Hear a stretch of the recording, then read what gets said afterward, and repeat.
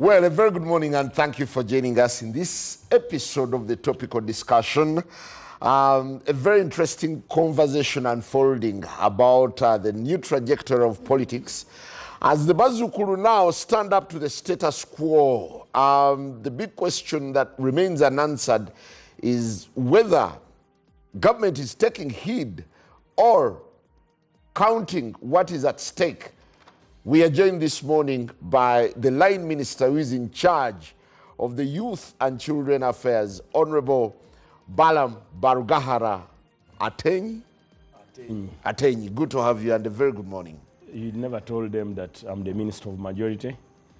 And also you forgot to let them know that I'm the Vice Chairman of Patriotic League of Uganda, which is a civic organization in well, that's a cocktail. In Uganda. That's such a no, let people know who I am. I stand for Patriotic League of Uganda, that is number one, as a Vice Chairman. A civic organization. In NRM. A civic organization. Well, the awkwardness of PLU remains a huge debate, but that should be for another day. You've made a very impassioned appeal to the youth. If I could just ask my producer to play just a bit, take a listen of what Balaam says.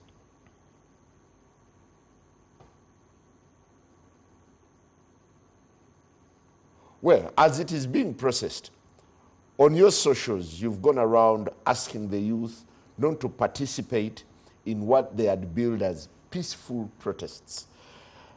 Aren't you shocked or rather astonished that they defied your call? I wasn't really disturbed. The few who went on the street. You see, you will talk to so many, but if you will understand, because I speak to them as somebody who has been a protest leader before. When I joined the university in 2001, Makerere University, I started doing BCom, a course of 4 years. It took me 7 years to complete. Why? In my second year, I led a big protest at Makerere Freedom Square with support of my colleague, Makmot Maksidis, who disappeared to date. I've never seen him. We used to have Paul Kakande, Asuman Basalirwa, Mukasambide, Odonga Oto, all those honorable colleagues. Time came, the people who were nabbed, or the people who were identified, we faced what we call the disciplinary commission of the university. We were discontinued. Because as the protest was going on, my colleagues were at Makerere College, in the classrooms of Makerere College, doing their semester tests. And the tests would account for 30%. Even if you got 70% without having participated in tests and coursework, you would definitely not qualify. Either you would miss an exam by giving notice that I'm sick, I can't attend an exam. Or you'd miss an exam by notifying the university. You've not been able to raise the money. And to cut the long story short. Yes. Now, what I'm trying to, let me give you this, why I keep telling these young people what they need to do. Now, the few of us who are identified, the university was able to discontinue us. An appeal to have us reinstated took another 2 years. So I lost proper 2 years, 3 years of participating in protest, which I thought were my fundamental rights. Young people have a right to participate. It's a fundamental and constitutional right. But if guided by the person in power, the leader of a nation, that intelligence has briefed me that the intention of the protest is not corruption alone, that there is an element of change of power, change of government. So I hereby inform you, do not cross the line of fire. It will be sad and bad of me not to speak to my young brothers.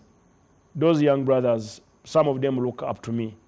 Okay. That please avoid going on the street. So, with the president's warning, did you perceive it as if soldiers were going to kill the protesters? No. You see, So what is line of he fire? can say don't go in line of fire on a number of, on 2 points. Probably had they been notified that there would be a likely attack by ADF amongst the protesters.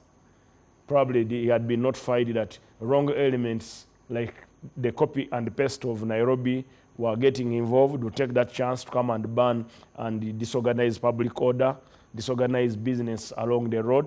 Because you remember he noted in his speech that I don't want to disorganize and make the people destroy the business of the people working on the roadside.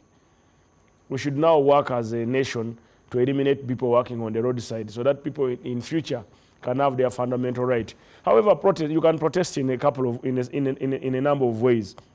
Young people, you may demonstrate in the president's preferred option of gathering at Kororo or gathering at N1 ground. We invite him and we invite the leaders in that open ground, and we talk from morning up to evening, other than walking on the road. That was his proposal. And I even offered. So you want to take the president's word as sacrosanct, that, you know, what he says should be absolute. There shouldn't be any alternative. You see, when they say fountain of honor, it means they are Ugandans who are over 52 or 53% gave him a mandate, of which we presume as the majority mandate, to govern the country for a term of 5 years. So him is the guardian of the government, of the people. He guards the constitution. He leads the population. He provides for the population. However, it doesn't stop him from being accountable to the population. However, making the president and his government accountable and be transparent in a just manner, we need to listen to him and also listen to the options he's giving us to conduct a peaceful protest. So the state is countering the voice of the agitated population that says enough is enough on corruption. Does this in a way imply that government is fueling corruption? You see, His Excellency the President, his number one advocate, when he said I'm going to crush the corrupt, that is the last war that I have to fight as a president of this country. I fought other big battles. He meant business. Because he has arrested a couple of very, very important people that he would call very, very important, including members of my own organization, my own civic organization, PLU. And I don't think you have seen General Muhoozi coming up or Barugahara coming up to say it is wrong to arrest our comrade, Honorable Mawanda. It is wrong to arrest our comrade, my friend, Honorable Sise Namuju. It is wrong to arrest my friend, PS Gerardini Sali. These are my friends. But I've not made a comment that it is wrong to arrest you, because they must account. Each of us as leaders in power, as leaders, we must be accountable. So you want to treat the fight against corruption as a preserve of the state. They will act as and when they want. The young people have a right to remind the government. We can remind the government through 5 means. One is a peaceful protest. But however, if they had prepared. Yeah, they had prepared a so-called peaceful protest, and the president got intelligence briefing and interceptions of communication of saboteurs who wanted to get involved with our young people. The very, very good young people had proper points. And I want to appreciate the young people who stood up and said, enough is enough, we must end corruption. It is a duty of me and you, not only Muhoozi and Museveni, to inform Ugandans that we should say no to corruption. Corruption is a very bad thing. It deprives people of public goods, and the corrupt move away freely with money, so much money that is beyond even that. You see, when you look at people who are corrupt, they are amazing beyond. Look at it this way.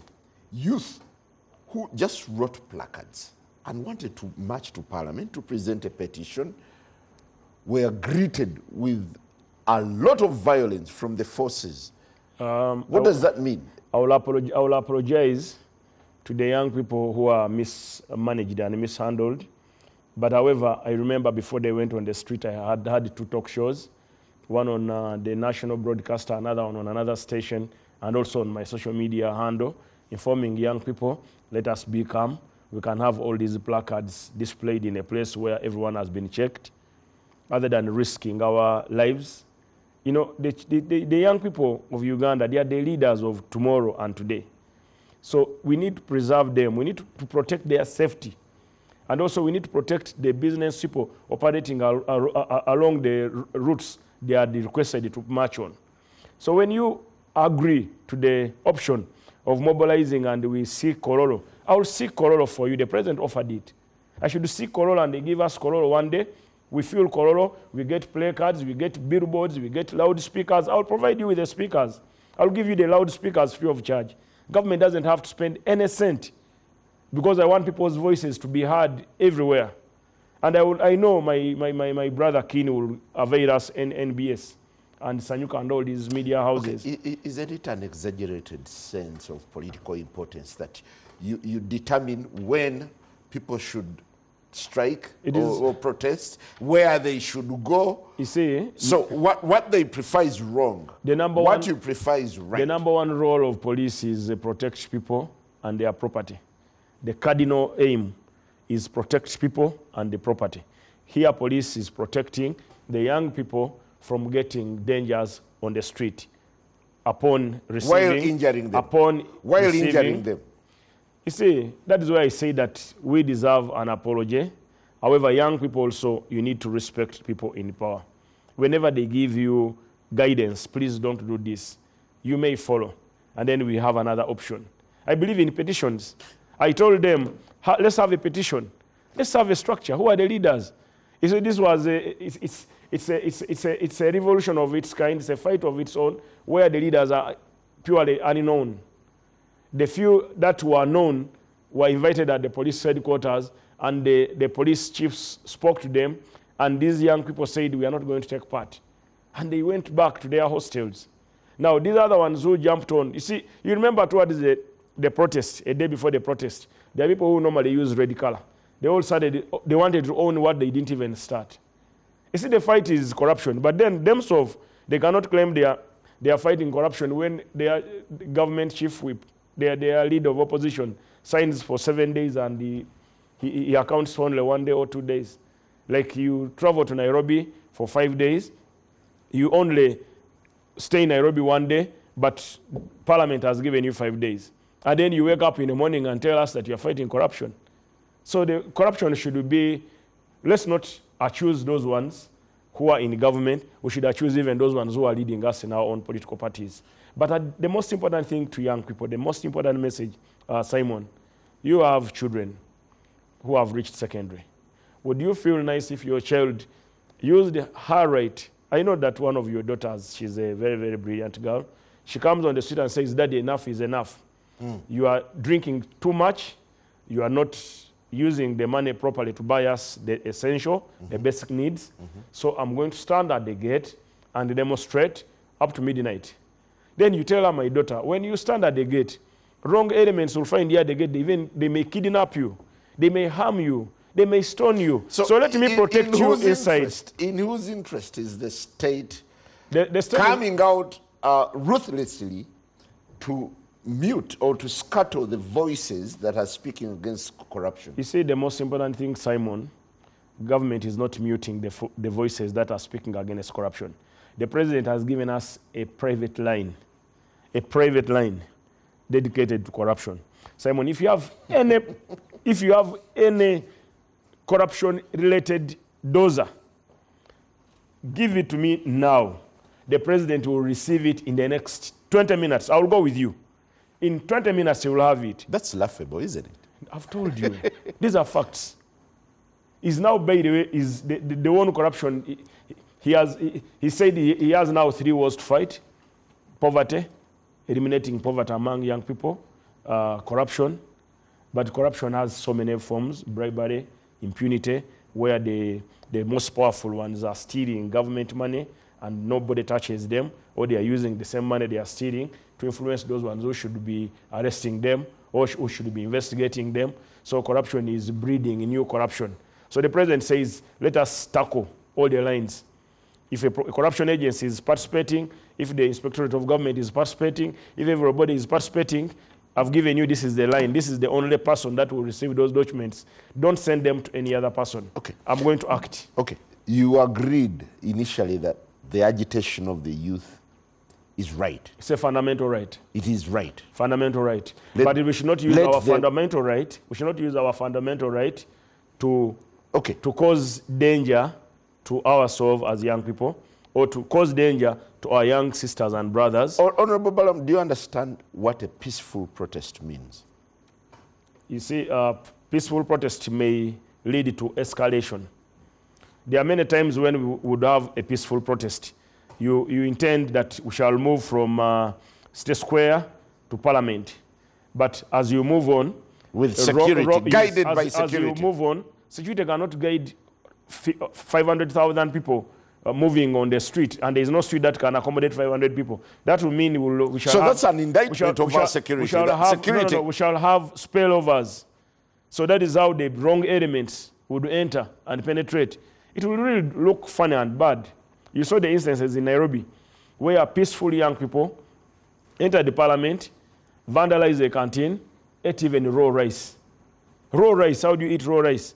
Then they picked the instrument of parliament, one of them. Then they went and burnt a fire brigade car. Others went and burnt a police car. You want Uganda to be like that? Okay. Do you, for now, agree that the protests so far, however futile they were, have shaken the state? No, the protests haven't shaken the state. However, Or awakened the however, state? the statements have been made. The protesters, you won, and I want to congratulate you for winning, because your messages were heard, and it's the same reason why the president, through the DPP, chose not to object to the protesters' request for bail. How does the He chose president? not- How does the president now come into the matters? He of doesn't, the, you know, the he may, DPP. you see what the president does, like he requested the other day that corrupt people should not be bailed. Very powerful people came to court, they wanted to bail their colleagues. He said we should not bail corrupt people. They are a danger to economic progress. They are a danger to socio-economic transformation. They are making distrust to the government. They are making, not only distrust the government. So they the make president people has a hate the bearing government. on the decisions of the DPP. Is the guardian, is a protector, is a defender, and is a leader of the nation. Is a fountain of honor. He can guide. And once he guides, please let's listen. It is my duty to listen to the president, and it's my duty to defend the president at any cost. Do you see an emerging force that the government now has to confront? Emerging force of the Bazukuru, who were hitherto very aloof and very disinterested in politics. You see the most... They are now standing up to you. You see, and the most to the important- extent that they can say, you are not our judge. The most important thing that we need to do as leaders in power, let us listen to the young people's concerns. Let us, as much as possible, open our doors to the young people. Honorable Simon Njala, if you went to the Ministry of Labor, Gender and Social Development now, my doors are open. Probably 50 to 100 people are waiting to see me. Sometimes you don't even have enough time to see them, but I try as much as possible to see them. So what if all the 40 ministries or the 81 ministers have an open door policy to the young people? We should listen to them, and we should promote transparency in our government. We should promote accountability in our government. We should promote ethical standards in our government. And we should not steal with impunity and corruption agencies. You should work and thrive towards eliminating corruption in a just way. Let us not apply the fight on corruption on individuals and leave out other does the individuals. emergence of a leaderless movement speak to anything to worry about? No, we don't need to worry, but we should listen to them. There is a leaderless It's movement now. now. It's now a reflection. You know, the fight against corruption you can use several ways. Allow public participation, allow transparency in procurements, allow open bidding in procurements, buy things in a competitive way. I will give you an example. If my Ministry of Gender wants to source an activity, has an activity, let Ministry of Gender invite 3 bidders to put a quote the lowest bidder takes the business. Nobody will complain. I want to applaud those ministries that are doing it well, like Gender, Electoral Commission, and others. Open bidding or open participation of individuals is leading to government getting fair prices. Does your response to the qualms of the youth correspond with the cause that is inspiring them to fight or to protest? Yes, it does, except a few... With the arrogance except a few. You're stepping in the line of fire. No, it's not arrogance. The president guides you, and I want young people always to listen to this president. He's not drunk. He's not taking weed. He's smart. He's an elder, and he's seeing the dangers associated with peaceful protests, which may escalate to dangerous protests. So sometimes it is good to listen. And then also I want young people to always draw petitions. There are forms of protest. You can do a gathering protest in an enclosed area where everybody is checked, and hence everybody has been checked. Enter the ground, demonstrate, make your demands known. The president is willing to listen. We can always do that. That's number one. Number two, we may do a sit down.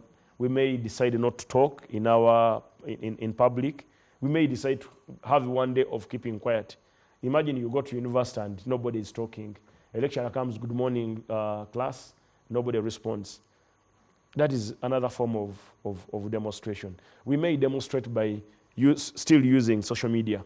First of all, I want to thank those people who fight corruption using social media. Let us not name these people as traitors of government. Let us not name these people as bad elements of government. I want rewards be given to people like Spear, Dr. Sentongo Spear.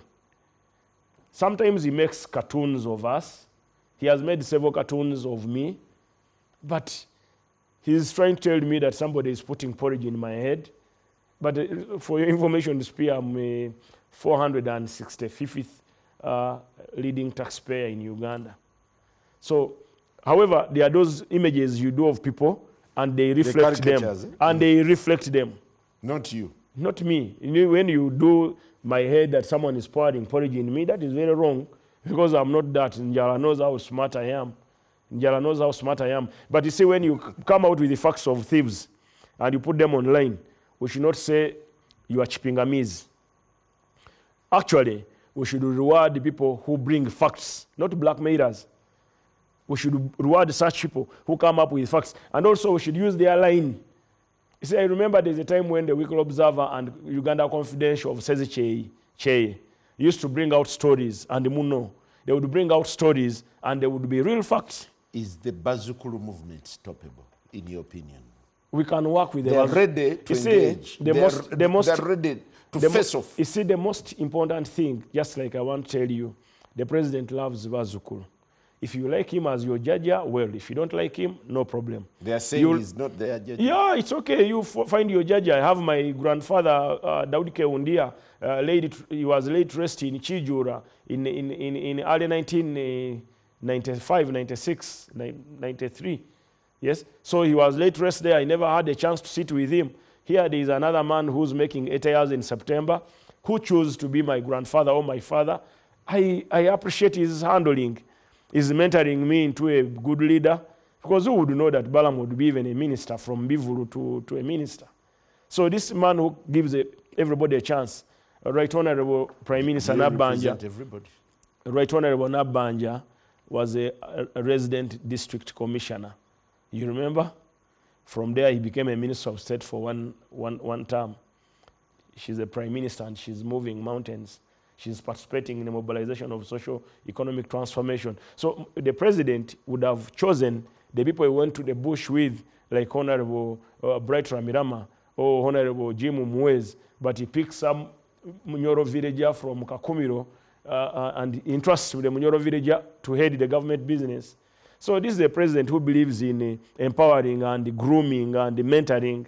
So whenever we listen to him, we learn a few or 5 things from him. I may disagree with some of the things he says, and when I disagree, I will not come and shout at him that I disagree with what you say. I will write him a letter and say, Your Excellency, I saw you yesterday speaking about the following. However, I think this is not right. I want to give you an example, Simon Njala. When he named me a minister, several voices said, now you're the minister of youth, fight for new people. So many ministers were in cabinet. They were not going to them. But because I listened to them, they gave me, the president said, give me a list. I went to parliament, I requested for a list. I want to thank Lop, he delivered a list to me. I picked that list with a covering letter. I wrote to the president. I informed him here, sir, this is the list you requested. Kindly look into the affairs of these young people of National Unity Platform. I thought they are tried in the law. No. No. In the courts of law. There are those ones whose investigation is still going on. Who heads the investigation? Is it the president? I'm asking, who is the leader of investigation? Who is the commander-in-chief? Investigation comes from who? Who's the commander-in-chief? An investigator, AIGP Tomu Magambo, or General Soke, or those people in security all fall under the commander-in-chief. So if a commander-in-chief says, okay, I've seen the evidence, these young people have the evidence. However, let us choose to listen to them, so rehabilitate them. Listen to me. Listen to me. Let us rehabilitate them. Let us equip them. Let us make them contribute to the economic progress. Let us give them a second chance.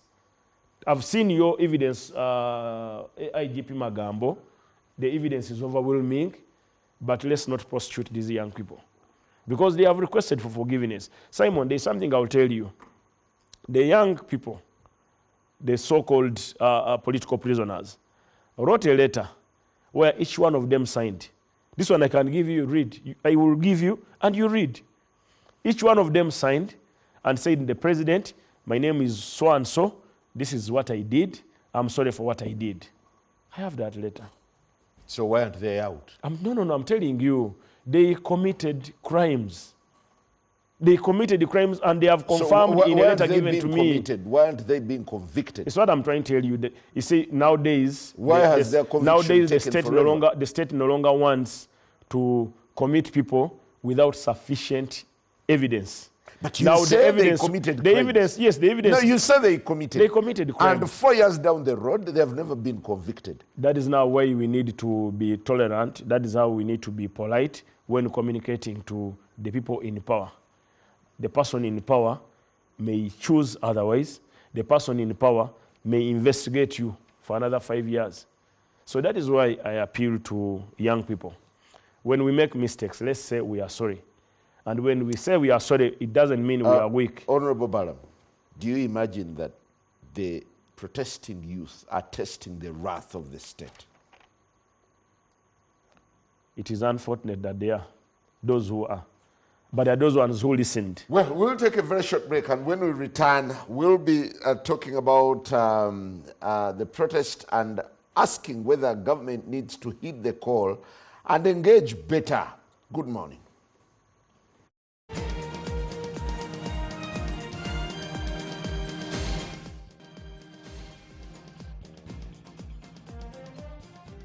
Well, a very good morning. Still having a conversation with the youth minister on the rise of yet a new politics that is evolving the hitherto disinterested Bazukulu, who are now saying enough is enough. They are online, they are hitting the streets, they are lifting placards everywhere and protesting against corruption. Do you realize that it's now shifting from just mere ranting, just merely protesting, to a revolution? Do you think Uganda is going through the phase that Kenya is experiencing? Uganda won't go through the phase that Kenya is experiencing because Uganda will not stand on lawlessness. Uganda believes people should do whatever we do in a lawful manner. But it is very, very important that we listen to the Bazukulu. No, protesting is lawful, by the way, for starters. Protesting it is a fundamental freedom. Fundamental right. It's a fundamental right in our constitution. However, if you protest against the guidance of intelligence or security, it may become lawful. Where is it in the law? No. No, where is it in the law? see, Where is it stipulated? Let that? us put our economy and our security at top. As much as we have a fundamental right, we should respect the economy. We can't allow the economy to degrade. We can't allow the economy to be brought down with unrest, unnecessary unrest. Unrest should be controlled as much as possible. But we should promote transparency and accountability, and we should also allow peaceful protest as guided by the president in a proper You were area. once an activist, Yes. Honorable Balam. 100%. And I'm still an activist. I'm still an activist. Don't say I was once. I'm an activist under a civic organization, Patriotic League of Uganda, led by the CDF, where we advocate for transparency, accountability, zero tolerance, zero wastage. That is where I belong. And I'm not changing anytime soon. I'm a member of Patriotic League. And you are in the NRM that is being accused. I'm a member of NRM, serving under the NRM as a Minister of Majority. But serving in NRM... Minister of Youth. Yes, Minister of Majority. The youth make up 78%, children and youth. Say hold it a docket of children from birth up to about 35. I hold, and that is about 78%. And that is the category that is now rising up, standing up to the state and saying, enough is enough. Some of the category, and that is the reason why we should listen to them. Do you? Whether they are minority views, it is our duty to listen to them. Talking about listening, the other day, General Kahindo Tafire rallied the youth to stand up to the regime. Did you listen to his remarks? I respect General Kahinda. I respect him so much. He's a revolutionary, and he's one of the founders of the current government. He went to the bush. He's a very highly intelligent, honorable colleague. He's a senior minister. I respect his views, but I may not respect the fact that if at all he said people go and demonstrate and destroy and capture power, that's treasonable. But if he said, speak out, let your right be respected, I appreciate him so much. As a father, if he forgot to tell them, speak out, demonstrate, find a safe way of demonstrating, he's a Minister of Internal Affairs. He's the Minister of Internal Affairs. So it is him now, our father, Uncle Kahinda, Honorable Kahinda, to get the police chiefs and the other people who are charged with protecting Ugandans, book a venue, Kororo, Jinja, Kachindu, Kakcheka, enclose the venue, walk through barriers, tell people walk silently to these grounds, come and your voices be heard. I will appreciate him, and he will deserve a Renzori or the topmost medal. You agree this is a turning point in the politics? Yeah, but you don't say go and overrun a government. This is a turning point in the history of Uganda's politics, where youth are using everything at their disposal to protest. Not only Uganda. Is this a force that government ought to sit down and engage seriously? Or you can merely crush them and they'll be done? Honorable Simon Njala, I told you the youth make 78%. The youth arrested are less than 100. There were 105. 105 young people who defied the presidential order. That's a big number. Yes, they defied the presidential order. And it is their right if they choose to. I pray for them. Those who are not released, I want to thank the magistrates who have only put a bail condition of 100,000. I want to thank them, because otherwise they would have made life hard for them. They would not be able to get bail, but they allowed them get the necessary. They made it bail easier for them to regain their freedom to get out. But now the time has come for you, the 105. For you, the 105. When you come out, you can now even form an association like we are Zero Tolerant Corruption team of young people. Make a petition and your drawing be known. Choose 5 leaders or 7. Those 7 can cause about the change that you need. The president were 27 people. They had 27 guns, and they have is run this 100 country. negligible, So in your opinion? It's not negligible, but many listened to our advice, and they chose not to go on the street. Many. I told you they are 78% of the population, which translates over seem to be, 28 million young people. Imagine only 1 million, if 1 million had come on the street. You seem to be celebrating the crackdown of the group that you would call renegades, the misbehaved. I don't celebrate, because I told you when I was at the university, Honorable Basaliro and Honorable Mbide and Honorable Kakande Kenneth and Honorable Donga Oto will tell you that I was outspoken. I activated for fairness in the university. I activated for democracy in our university at Makerere. I did so. So I'm one person who believes in doing good things, not because I have the power. I don't want us to do wrong things like degrade the environment. As you are watching, the environment agents, you see people build in a wetland. You are watching them over 5, 10, 20 years, and then you come and destroy their houses. What were you doing when they were building? So that is also a form of corruption, of people who fail to do their duty. So we should promote transparency and accountability in all government agencies and institutions.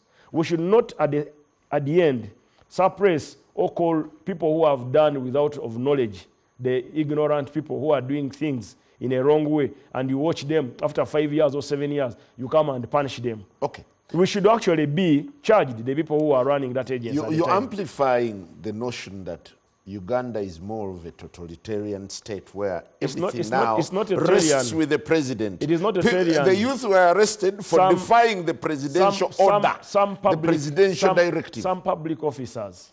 It wasn't a presidential directive. It was advice. You called it a presidential directive. Presidential guidance. He made a State of Nation address. And whatever he says in State of Nation address is absolute. It's not absolute. It is a guide as a fountain of honor. But when he says this is a what if it is misguided? When he says this is a State of Nation address, he is speaking on behalf of the state, where he is a custodian. The president is accountable to Ugandans. He's very much accountable.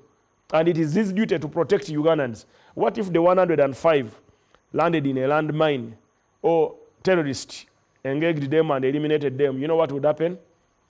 In Israel, 2 days ago, young people were playing football, 11, 12 of them, in northern Israel, towards Lebanese border, in Golan Heights. They were hit by a rocket. You know how much response has been prepared for that? Just protect 11. What about 105? So I want to thank you, the President, for the guidance and for the leadership. And then I also want to ask my colleagues in government, let us promote transparency, let us promote accountability, and let us listen to the voices of the marginalized or to the vulnerable young people. Once we do that, Honorable Simon, this is a very important message. Once we listen to the voices of the most vulnerable, the poor, the voices of the voiceless, we shall solve the problem that is making them come on the street. Honorable Balaam, do you have a clear grasp of the group that you're confronting ruthlessly, fiercely? You see, yes, we are trying to understand them, because I've told you peaceful protest. You've not understood them yet. We are trying to understand them. Personally, I understand them, but I'm telling them there are better ways of doing good things in a just way. What, in your opinion, is inspiring them? In the early 1930s, in India, there was a revolution led by Mahatma Gandhi. Gandhi resisted the imperialists, the British, who are running the Indian nation in a peaceful manner. India, in 1933, managed to get its independence, where Gandhi was saying, you are not giving us the fair education we need. Quality education is a right for every Indian. Good prices of food or supermarkets are a right of every human being. So Gandhi came up and here he is. So Mandela never went on the street to beat people, to change the apartheid regime. However, someone is peacefully carrying a placard. No. Peacefully carrying a placard. But what is he doing? What is he disrupting other people who are who are on the street, working on the street. Do you also buy into the notion that these are foreign-sponsored protests? You see, I will not speak about that because personally I do not have evidence in that regard. I have not had those confidentiality files given. However, personally, why we formed the Patriotic League of Uganda, the civic organization, was purely to engage and support the current government of the president, exhibit and say zero tolerance to corruption. Having seen a few corruption incidences raising in some institutions, our chairman, General Muhoozi, came up with an idea that as young people, or as below 52 or below 55, it is our duty to protect the achievements of the NRM. The NRM government, in its 38 years, it has achieved quite a lot. However, the greedy people who either have just entered the government or who have been in the government, who believe in impunity, who believe in stealing and Okay, we have to get out of here, but as we sign out, Honorable Balam, is this leaderless movement a political nuisance or a blessing? Any voice is a voice. Any person who requests for accountability and transparency, it is his fundamental right. Let them speak. Let them speak. Okay. But let them protest. Let them protest. Let them speak. Let them speak, and let them get better way of protesting the bad things that they are seeing.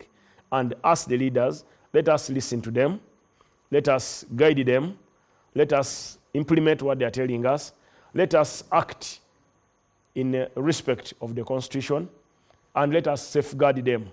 It is our duty as people in power to safeguard the young people and share with them the intelligence briefs. That you see, be aware there you may land on a bad line.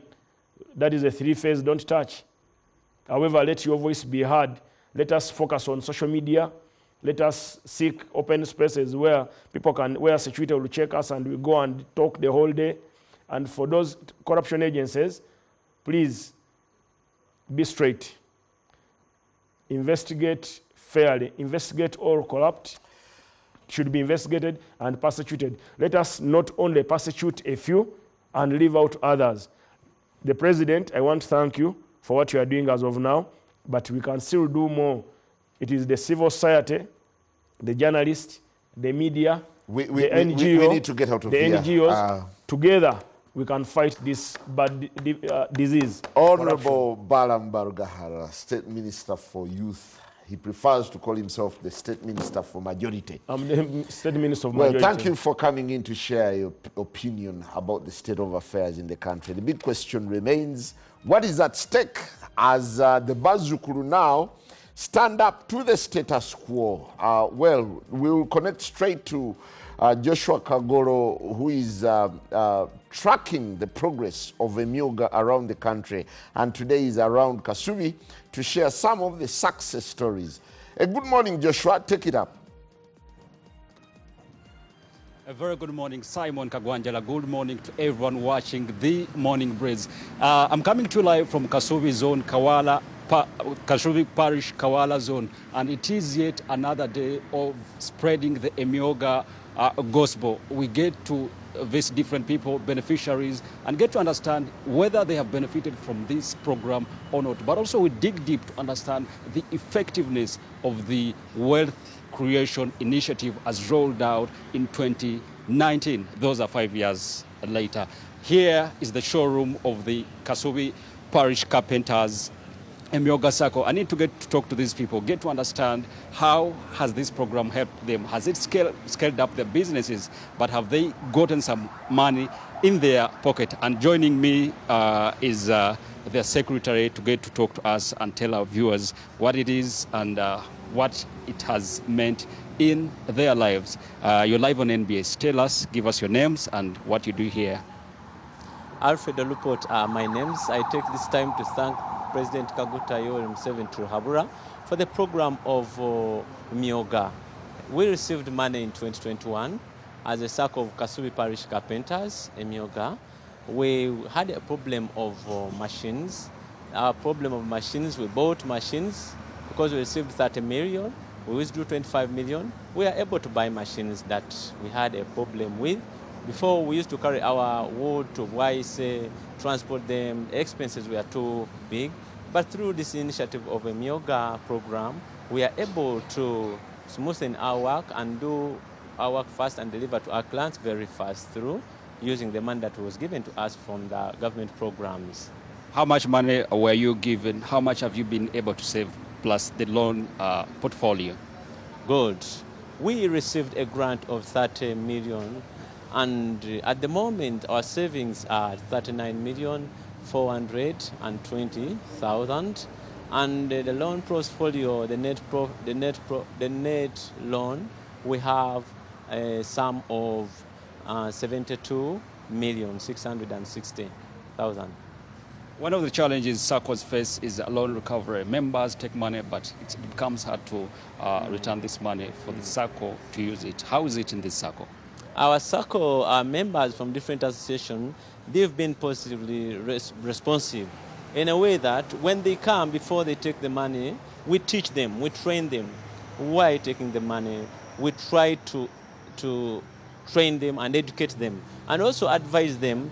You shouldn't wait for the maturity date of a loan. Whatever money that you bring, whether you took $1 million, if you come in tomorrow and deposit, bring in 10,000, we shall receive it. So we encourage them to keep paying daily. So we've not been finding a problem of members failing to pay. Our circles, they are moving well.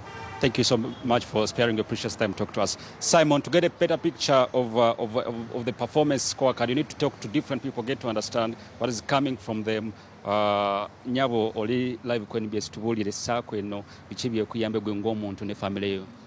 Amanya Namyalo Madina tuli batunzi tuli mutunzi wa kyalaani. Nsobodde okuva nafuna emyoga, nsobodde okubeera nga nfunamu njigiriza abaana okutunga abavubuka okutunga ebyalaani, nesobola okubeera nga tutunga entebe. Ffe tutunga ntebe amaliba gano, ffe tukola entebe zino. Nze byenfunyeemu okuva nafuna emyoga, nsobodde okubeera nga nsobodde okuweerera abaana bange, nsobodde okubeera nga nagulayo ne kapoloti, njigiriza abavubuka okutunga entebe zino, tutunga entebe, sofa seti, okutwalizaamu tuli Kasubi Parish Carpenters. Twebaza President Museveni okusobola okubeera nga tusobola okutwongeramu, ne tusobola okubeera nga tusobola okwekulaakulanya. Twebaza nnyo, tweyanziza nnyo, tweyanzeege. Simon, we are privileged as NBS to have youths here. You know, the vast majority of youths in this country are unemployed. And right here in this showroom, these are youths. We need to get to talk to them, understand their story, get to know what they have to say, if this program has really helped them and changed their lives. Will you be able to speak English? Yeah, sure. Okay. Hello, everyone. What you do here and how you came here. Hello, everyone. I'm by names of Solomon Sentongo, Sally. And I'm one of those thugs. I was one of those thugs out there. And unfortunately, I thank my chairman, together with President Museveni, who corrected us from the streets. They gave us work to do here. We are making furniture. And right now, I can operate a number of machines that can design furniture. I can take care of my family as well as I take care of myself. Thank you, and thank you very much. So what message would you like to send to those youths who are still out there on the streets doing your former job? Really, they should join these projects that the government create, because I've been changed through these projects. Through them, I can make furniture, of which I'm paid, and I take care of my family and my colleagues as well. Because as me personally, I also have projects that I own myself. I rear hens, chickens, and goats, rabbits, and stuff. And I've gained all those from this project. Yeah. Thank you so much for your time. Simon? Yeah, we need to get another person and get to understand their story. Sebo, oli live ku NBS tuwulira amannya go biki byokola wano ate biki byojjemu tutunda mu kamera. Amanya gange Senyonga Sulaiman, chairperson w'ekibiina kino Kasubi Parish. Ekibiina kino tukyenyumirizaamu era nyongera okwebaza omukulembeze w'eggwanga President Yoweri Kaguta Museveni. Ekirowoozo kino kye yatuyambisa kubanga tuyambye esente zituyambidde ddala nnyo. Abaana baffe baali ku nguudo kuno, abaana abato, abalenzi abato nga bakuba pavers nga bakuba abantu okubajja okufuna ekyokulya, naye kati baddukira wano tubayigiriza okubajja okutunga, aye ne tubawola ne ku ntandikwa. Tweyanziza nnyo, tweyanzeeko ekitiibwa President wa Uganda. Mildred, we need to understand these people got 30 million shillings as their seed capital, but then people keep asking, how does then 30 million accumulate over 100 million? We need this secretary to take us through that process. You received 30 million as seed capital. Yes. Now break that down for our viewer to understand how you go to where you are to your net savings right now. Oh, thank you so much. I think this time we received 30 million from the government as Myoga. We bought machines of 25,100,000 and the balance was left on our account to keep our account. The reason why we've come away up to this money multiplying up to this level, we've been in position of getting juicy contracts from making furniture for schools, making furniture for factories, companies. Through that, we've been able to multiply this money to reach that loan portfolio of 72,660,000. Tell us about your share capital. Our share capital at the moment, we have a share capital of 2.4 million shillings. Then we have membership of 1.2 million shillings. Thank you so much. Thank you so much. It is a showroom traverse, and I'll be traversing, get to talk to other people right here, hear their story, hear how they have been able to benefit from Emyoga. Nyabuli live ku NBS tubuulire bukyanga oyingira guno omwoga biki by'oggyeemu ate family yo kyekyuseewo waliwo ekikyuseewo ye? Waliwo ekikyuseewo ssebo okutwaliza ewamu. Ngizeemuko okutunga ebyalaani, okutunga emito gy'entebe ng'egyo, n'okuyiga ebyemikono. Essebo. Simon, the Microfinance Support Center, the Ministry of Finance have been on a performance assessment exercise, call it a monitoring exercise, to get to understand if there's no fraud, but also to get to understand if these people put the money, the seed capital, to good use. And most times you find circles not performing to their expectations. There has been an information gap. People have not been sensitized and mobilized to get to understand how they have to use this money, how to make it productive, and how to multiply them to get to help them. And most of the people using this money are from the micro and small and medium enterprises. But we need to get to talk to another gentleman, get to understand. Now, I'm taking you to the technical wing. These are the people who do the real carpentry, get to manufacture these things, get to work on these things, things that are wood related. Sebo oli ku NBS tubulire gwenga gwakola ku bintu bino. Experience erietya ate bichi byojjemu. Amanya n'eddoboozi Kayira Shafiki nga nkola ku masini kuno, nkola ku masini ezisinga zino nga nsobola tukale tulina n'abaana balala be tutendeseemuko ku masini zino okuzikozesa. Masini zino tuzikozesa okuwumula, tukola ebitanda, tukola entebe, tukola chairs, ebintu bingi nnyo bye tukola ennyo wano ku masini zino. Essebo. Sibia, what I can tell you is the government has been adding 20 million shillings to every circle that does perform well. But this circle hasn't gotten that additional seed capital to make it 50 million shillings as seed capital. Most circles we visited say that they need more money to scale up their businesses, to scale up their families, scale up their income, but also to be able to jumpstart their businesses. Remember, when COVID-19 came, it hardly hit many businesses, and now they're trying to recover. So they believe with 20 million shillings as additional capital, they will be able to jumpstart their businesses and move to the next level and improve their livelihood and improve the standards of living. I'll be telling this story in live at 9 p.m. Back to you at the Political Command Center. Thank you so much for that update. Connery Mugume is in Nakawa with the youths that were being brought to the court, who participated in the Walk to Parliament protest. Let's hear from Connery Mugume to let us know what is happening on ground. Thank you, Victoria. Well, exactly a week ago, it was a Tuesday like this when young people went to the streets in March to Parliament demonstration, and a number of them were arrested by security forces, and they were brought to court and remanded to Luzira prison. Some of them appeared yesterday, and about 10 of them were given bail at Buganda Road Chief Magistrates Court, and a number of them are expected to be appearing here at Nakawa Chief Magistrates Court, where I'm coming to you live to apply for their bail. And what at least we have been able to obtain information here and there is that they might appear through a conference call, and that is going to be, of course, live from Luzira prison. However, many have been, wondering whether this does affect their bail application or not.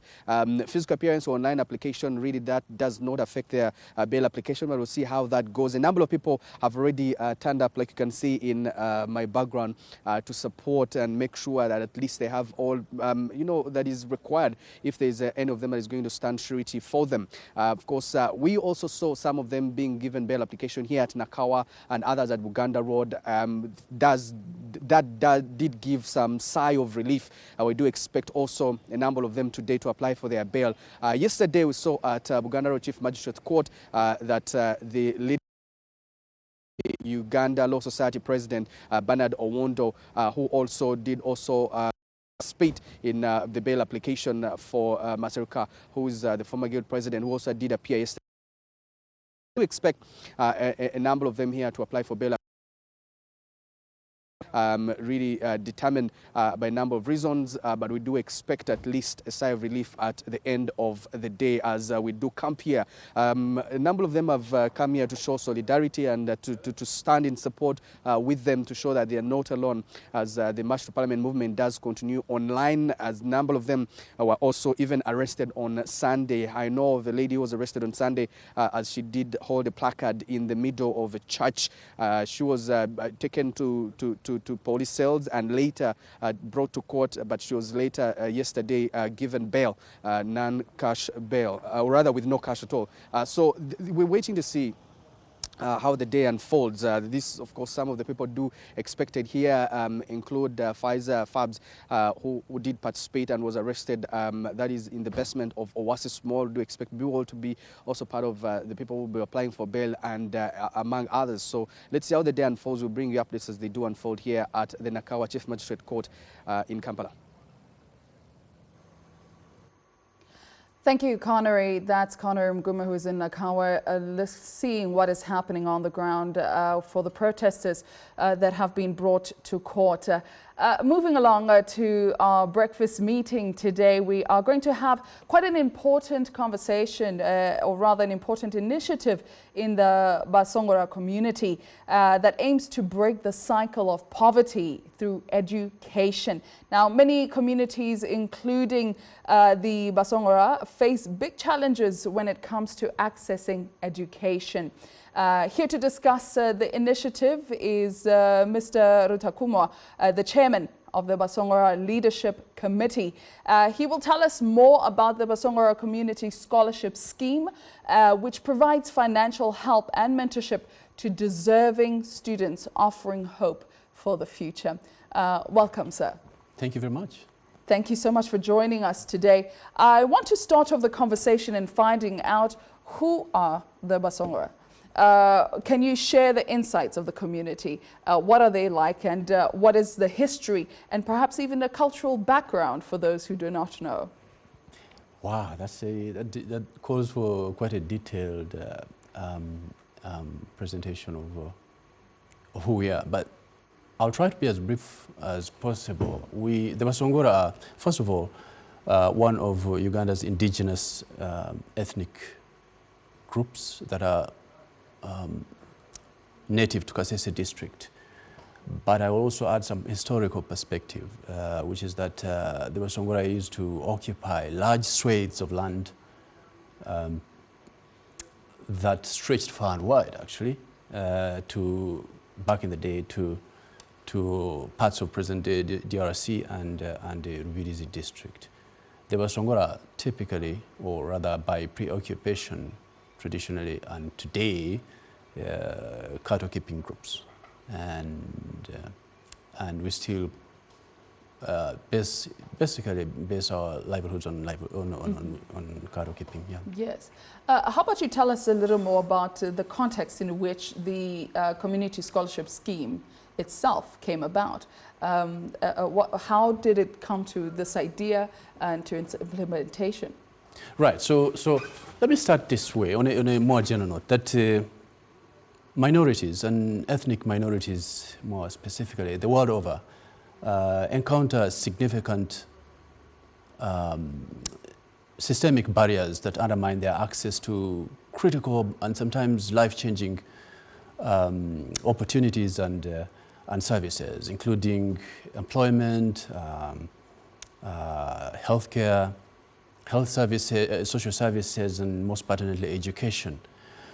And we recognize that these, systemic barriers, if not tackled, and as happens most of the times, unfortunately, do, perpetuate cycles of poverty, vulnerability, marginalization, lack of political representation, and the attendant social ills that tend to keep societies behind. And so the Basongora, by virtue of their minority status, and also because of the historical injustice, the well-documented, well-known historical injustices that they have suffered, have had a fair share of those systemic barriers that have led to their limited access to employment, limited access to healthcare. It's so bad, the situation down there, and most pertinently, which is why I'm here, limited access to education. Yeah. So this is the context within which we came up and said something has to be done. What is happening now is that many of the young kids who finished senior six and many of them having very good grades are unable to access tertiary education because of the prohibitive costs of tertiary education. And this is bad. This is heartbreaking, and it shouldn't be accepted. No community should have to go through this kind of experience, because we know the ripple effect of these problems, both for the community itself, but obviously for the country at large. So we came up with this idea that something has to be done, and it's indeed in this context that we said something has to be done, and we need to put in place the Basongora Education Fund. Yes. Looking at the challenges on ground as to what is happening in Basongora and the young people that don't have access to education as they should, the key players then who came up with this scheme and scholarship, who are they, and what really motivates them outside of the challenges as well to really come up with a scheme like this to help? So I'm one of those key players, if I may, yes. if I may blow my trumpet anyway. So first of all, a few of us recognize the power of social agency, the power of the ability of the community members, individual community members, to take part in their own development projects, and those the sustainability is usually almost assured when you have community members partaking in that particular initiative. So with that in mind, and with the belief, guided by the belief that this community, there can't be any sustainable initiative without the inclusion of community members. A few of us, like-minded individuals, came together, community members basically, came together and said something has to be done. So we came up with the idea of the Basongora Education Fund. Yes. And indeed, we were able to mobilize community members to raise funds with which we have now been able to provide half bursaries for a few of our students, needy students. But indeed, the demand is overwhelming out there. Not really the demand, but the need for this help is overwhelming out there, which is now why we are escalating our appeal to the relatives, our relatives in the Ugandan diaspora and beyond, but also well-wishers and government and official MPs and others to come to our help. Absolutely. There's no doubt that this is work that needs to be done, especially when you're talking access to education. Everybody should have access to quality education on top of that. What are the main objectives outside of access to education? Some of the objectives, including mentorship, I'm assuming. Please talk to me about the main objectives of the scholarship itself and the entire program. So basically, one of the objectives, basic objectives of this Basongora Education Fund is really help these needy, financial constrained but very academically excellent students to achieve their educational dreams by joining tertiary education, university, and others. But there is also this whole package of help that comes along with the award that the person has received. And as you already rightly mentioned, we have plans for mentorship programs. We will be pairing these students with mentors who are going to be guiding them. Because that's one of the things we realize, that many times, reflecting back on what has happened, there are many of us, and I'm sure it's not only within our community, but I think it's a nationwide issue that many young people join university and pursue courses and have no support to be able to make decisions that are going to ensure their success following their educational program. So what we're doing is we are organizing the whole fund in such a way as to provide mentorship services, so we can, as I said, pair these students with the mentors who will then be guiding them through their entire course. But that's not the only thing. We also want to have workshops because one of the things that is so critical, you may finish and you have a very good grades. There are many people who have good qualifications out there, but they're stuck. They've been walking the streets looking for jobs. So what we're trying to do is have those workshops, regular workshops, where we have we organize these students for organize programs for career planning, what they want to do next, where they want to be, what it is they need, what it takes for them to really get started with searching for a job. So those kinds of supports. Yes. Yeah. Now, when I'm looking at the beneficiaries of the scholarship itself, you said these are young kids that are academically excellent, I'm assuming. Does it also answer the call for the missing middle, or what I would call the missing middle? Those people who are not necessarily the most excellent in their academics, but they are doing well enough and also require the services that you're providing. Yes. Is there room for that missing middle young person who does not have the funds, doing well enough in school, but not as excellent as a certain percentage? Well, absolutely. So what we're looking, there wasn't a lot of room for us to talk about all those. We didn't anticipate that this is there was going to be sufficient time to talk about the entire the package of this BEF, Basongora Education Fund. But yeah, you're right. We're not only focusing on the exceptionally excellent students, we're also focusing on those. The key thing is once someone has the grades required to join tertiary education, that's sufficient. And it's not only excellence that we're looking at. Remember, I talked about that we're looking at a financial need, So even those, so we're balancing things here, financial need. But also, I must add that we are, there are some skill gaps that are missing in the community. Yes. Given our problems, the problems we face, the difficulties we face in terms of social services, in terms of political representation and that. So we also, in choosing who will be the awardees, we're also considering those skill gaps. So, for example, we realize we really need surveyors because we have land issues and that. We need surveyors, we need engineers, we need doctors because there's a huge gap in terms of access to healthcare in those communities. So yeah, those are the considerations. Yes. It's not only the academic excellence, as beautiful as that is and as important as it is, but we also have other considerations. Absolutely. Now, when you speak about a scholarship or any kind of program that comes up like this, one must think about sustainability. Is this particular scheme sustainable, and how do you plan on making it even further more sustainable, but also because you spoke about expansion and making it a little bigger, how do you sustain that, but also meanwhile developing? Right, so sustainability, that's a very important thing. And we obviously have had it sufficient fair share of thought, consideration. I said earlier about the importance of social agency, and we strongly believe that for an initiative, a community initiative to be successful, the community members themselves must embrace it.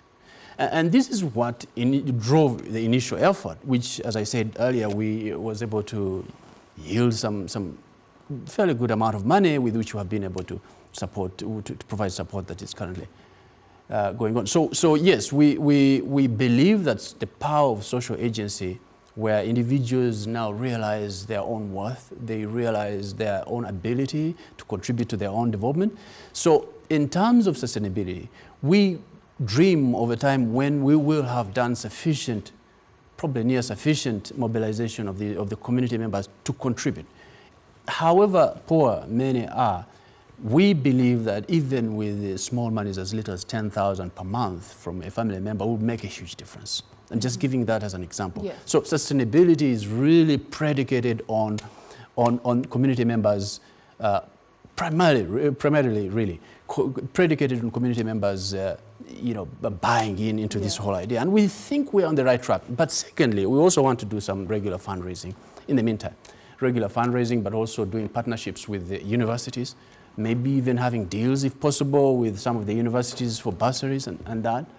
So those kinds of things, of course, cooperation. So that's how we want to ensure sustainability. Is there any upcoming fundraising events? You just spoke about fundraising. Oh, yes. Please do tell us about it. You're getting me excited there. Yes. Yeah. So yes, we have an upcoming fundraising event, the Basongora Education Fund inaugural fundraising event, which is on the 16th of August at 4 p.m. at 4 Points by Sheraton on Acacia Avenue. We really are looking forward to many people coming and supporting us. Who are those people that you expect to come? Who are the targeted groups of people for the fundraising event? So we're looking at, first of all, our relatives in the Ugandan diaspora. We have many. And I mean, one time I hope we'll get some time to come and talk about our culture and our history and that, where we'll also talk about those historical injustices that in fact prompted many of our people to go in the diaspora, in the Ugandan diaspora. Many of them are in Ankole, others are in Bunyoro and others. So we are reaching out to those people to begin with, but we are also reaching out to selfless well-wishers who believe in the cause. This is just not a cause for the Basongora. I think this is a cause that resonates with the entire country, and those kinds of supports are very, very important. So we're reaching out to well-wishers. We are reaching out to members of parliament, primarily from Kasese, but also from other regions of the country. We're reaching out to government officials, Ministry of Education, and all categories of people. Yeah. Oh, it does sound absolutely exciting, especially if one wants to contribute to the future of another young person in that regard. For those who are planning on attending the fundraising event, what can they expect? Yeah, so we have some culture showcase there. We have cultural artifacts to show. We have cultural performances, and really, I just think that this is going to be very exciting and also, informative for many Ugandans who may not know our culture. So there's a lot of stuff that is going to be happening, but all within the area of our culture and cultural performances and artifacts, and we'll be selling some of those. Yeah. I'm one who really believes that when it comes to education, we should really give our all, and we cannot do it on our own. This requires communities coming together, leaders coming together in that way. For those people who are watching who are saying, I want to come together, anything to do with education, I'm here for it. How can they get hold of you, get hold of the a way on how to get to the event, or even somebody who's saying, I just want to inject some money into it. So yes, first of all, I would like, I would be very, very excited having as many people as possible coming to, so we can share our culture with them. But we're also mindful that there are many people who may not be able to make it to the event, and those are also taken care of. So I have a contact of our treasurer who may be reached to provide more information about how they can support. And this is Ms. Nora Mbabazi. The number is 0764 647 221. That number is 0764 647 221. And we request that whoever wants to get some more information can contact them, and particularly, but not exclusively for purposes of contributing, they can get in touch with Ms. Nora Mbabazi. Well, absolutely. Thank you so much for joining us today and having this conversation with us. I think it is quite valuable. We are talking here with Mr. Rutakuma, who is joining us just to share more about this uplifting and very informative Basongora Community Scholarship Scheme. It's inspiring to hear about how their efforts to uplift the community through education. I think that it's something that we all should be involved in. So for those, again, who are watching, that number, if you might repeat that so that people can know exactly how to get a hold of you. So the number is, again, the official who owns this number is Nora Mbabazi, Miss Nora Mbabazi, and the number is 0764 647 221. The number is 0764 647 221. And let me, if you may allow me, let me also use this opportunity to on behalf of the Basongora Leadership Committee and the organizing committee that is engaged in this fundraising drive, to express our, immense gratitude to NBS for having allowed us this invaluable opportunity to put our word out there, and I hope it has been heard by many people, and thank you very much. Absolutely. Thank you very much for joining us today on The Breakfast Meeting. For me, Victoria Sabia, we'll be right back.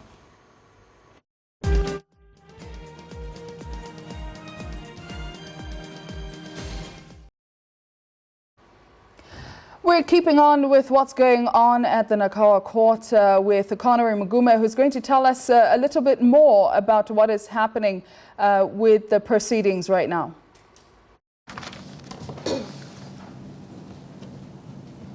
Your Honor, for the record, my name is Stanley Okechi. I appear together with Mr. Chibazu Nasa.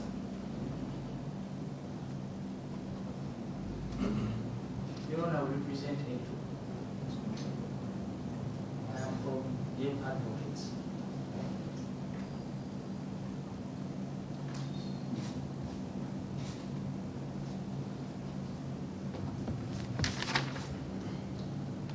Okay, thank you. Mr. Lima. Your Honor, the matter is coming up for mention today. However, before we proceed, I have instructions from the EPP to tender in an amendment amended charge sheet.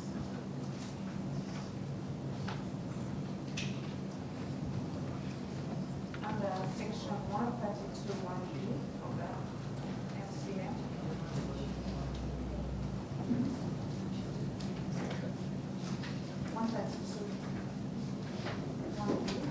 Of the NCA, omitting count 2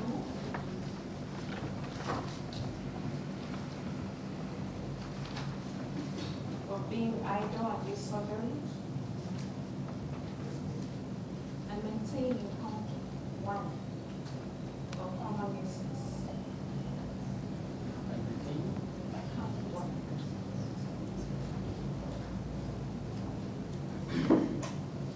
Get ready to have the same identity code and ready to be transferred.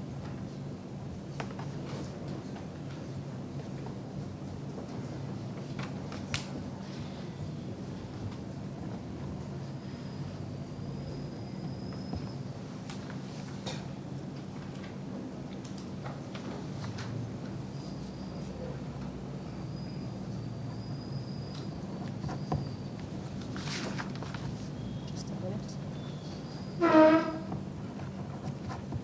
Just a minute.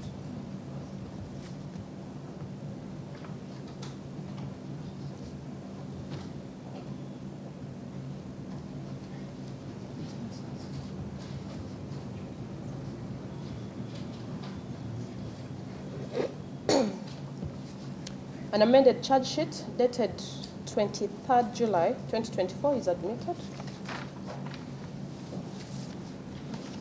Let me ask them. The A1, which language? English. A2, language?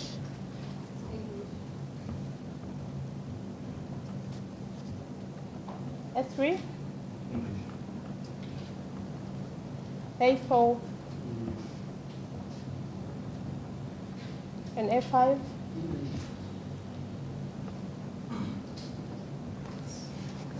Uganda versus Thomas Kanzira, you are male adult, age 28 years, Nyankole by tribe, a medical doctor and a resident of Chiwatule, Nakala Division in Kampala district.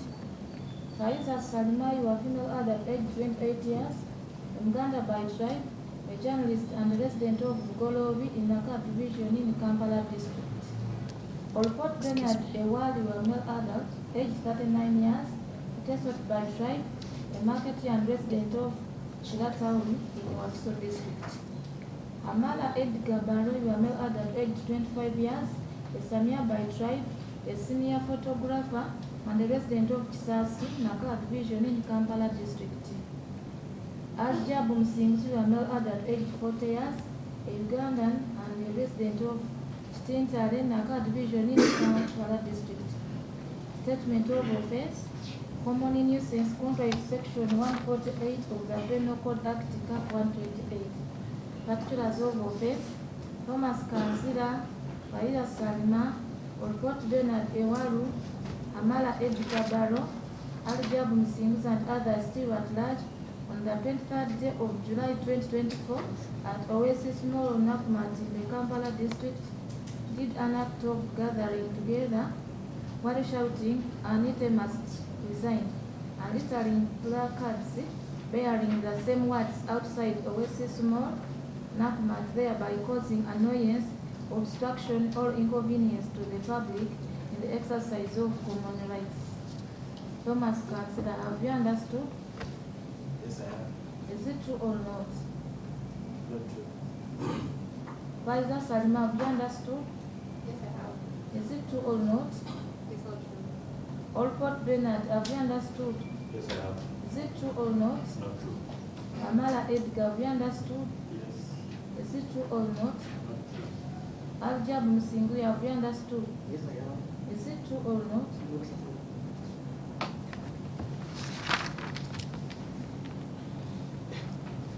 A plea of not guilty is entered for A1. A plea of not guilty is entered for A2. Plea of not guilty entered for A3. Plea of not guilty entered for A4. And a plea of not guilty is entered for A5.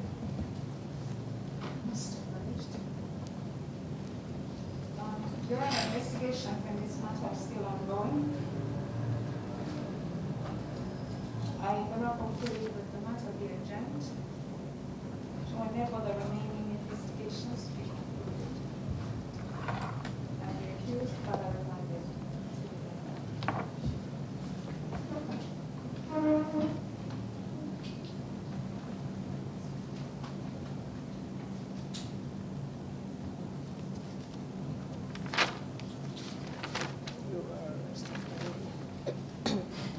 Yes, secondly. Your Honor, the last time we appeared before this honorable court, we indicated to court that we had instructions to apply for bail. You still have them? Yes, we do. Proceed. Your Honor,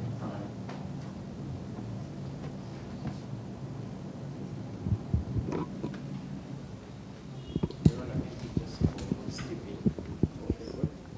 We represent A1, A3, A4, A5. They represent A2.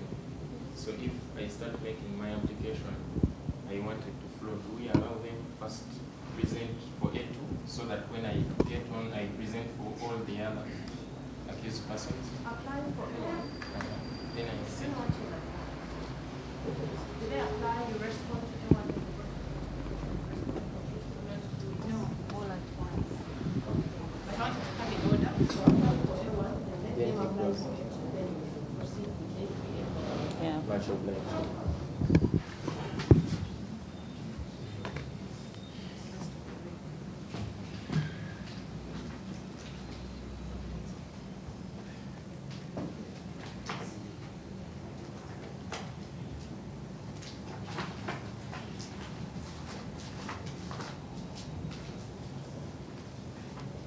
So for A1, Your Honor, A1, Kanzera Thomas.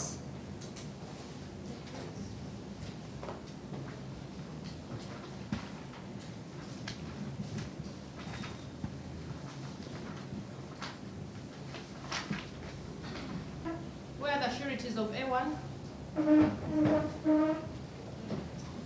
Come forward.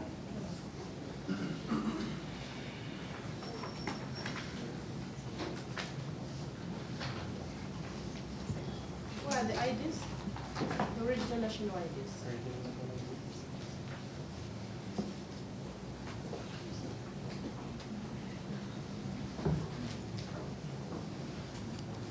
Does state have her documents?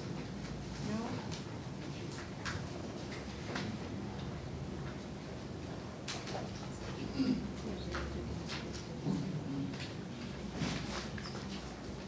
Also, you'll arrange your documents such that as you're sending us documents for the court, you hand state has. Don't give us everything to sort them out. Much obliged.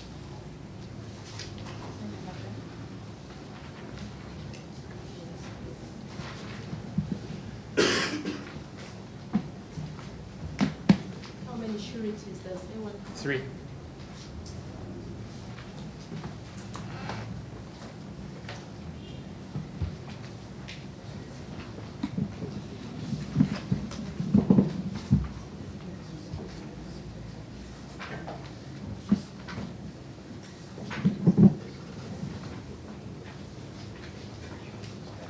State, do you have the documents now? For the sureties? We start with Kanzila Sheila.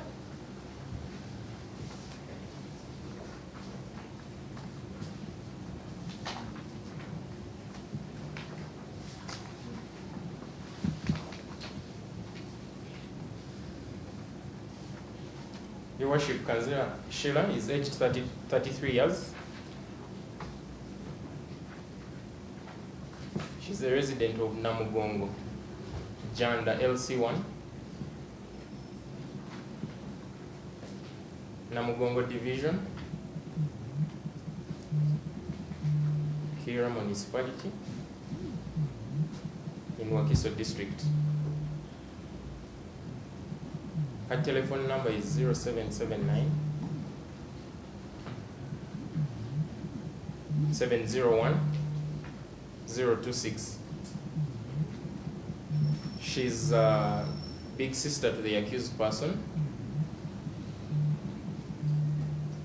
and she wields power over him, and she will ensure that he attends court whenever he is required. What does she do? Public relations and marketing. From where? From Gumeka PR. Beg your pardon? From Gumeka PR. Gumeka?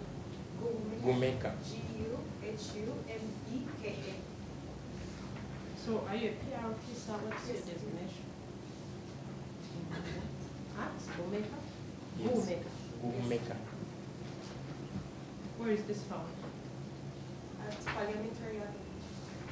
Building EcoBank Plaza.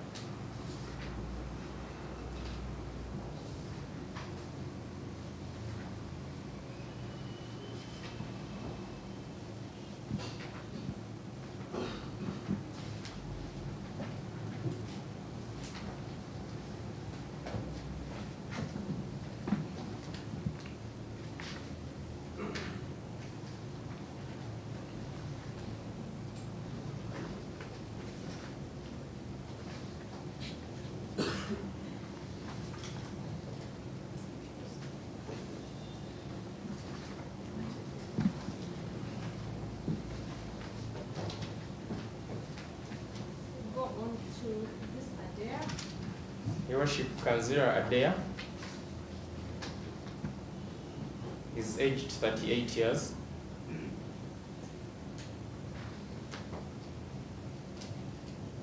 He's a resident of Nigeria B, Busibante Village Council, Chira Municipality in Wakiso District.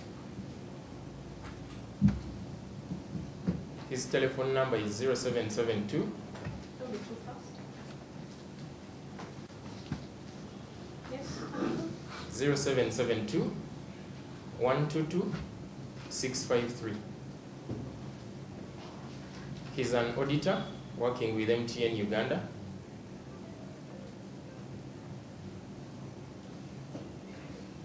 And he's a big brother to the accused person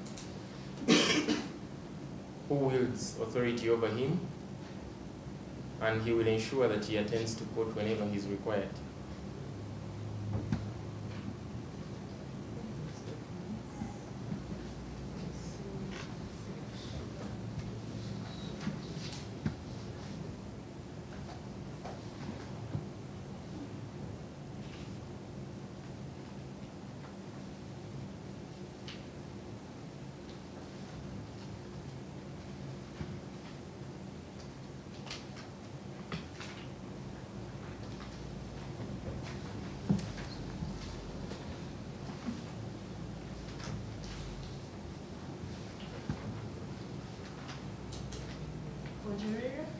Your Worship, Bonjerere Bruno Johnson is aged 45 years.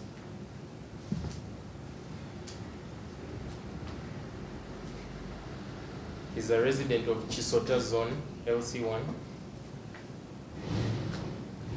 said how old? 45 years. The resident. A resident of Chisota Zone, LC1, Kisansi Village, Chikaya Parish, Kawempe Division in Kampala District.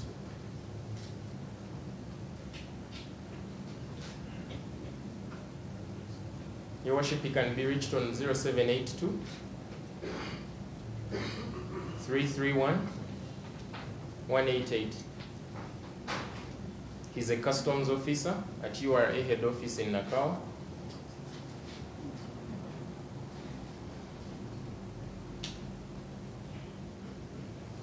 He's a big brother to Thomas Kanzira, doctor,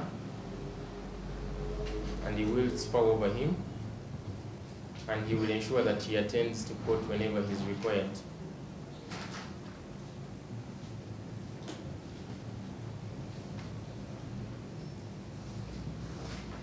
I pray your honor that court finds the sureties presented for Dr. Kanzira Thomas substantial,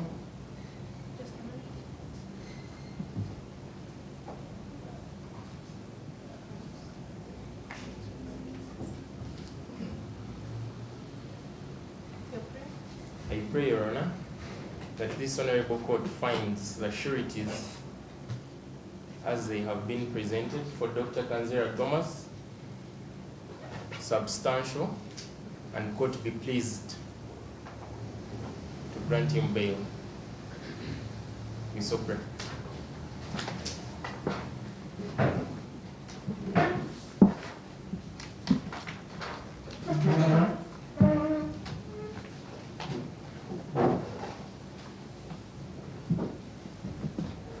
Application for 8. Your Honor, I seek your indulgence. Yes, you had submitted. Yes, our initial application was partially had till Sorry, the... just a minute, Counsel. There are documents for the accused person that are not gone on record. Have you shared this with the state? Yes, I did, Your Honor.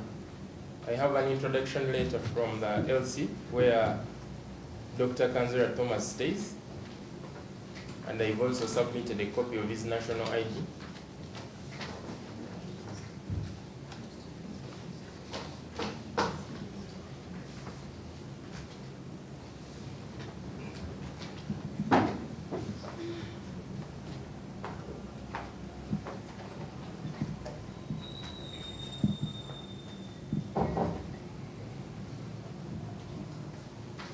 Yes, Official.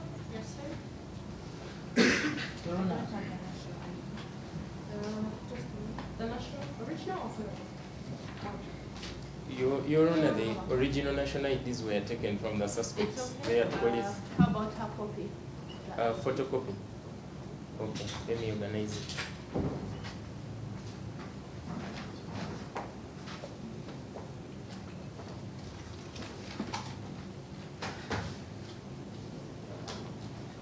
Yes. Your Honor, in the interest of time, our application was partially had the previous time, but we courteously forwarded all these details, which are already on court record. I don't know if the learned state attorney has our documents. They were served on the 26th of July. Chief, did you receive the documents?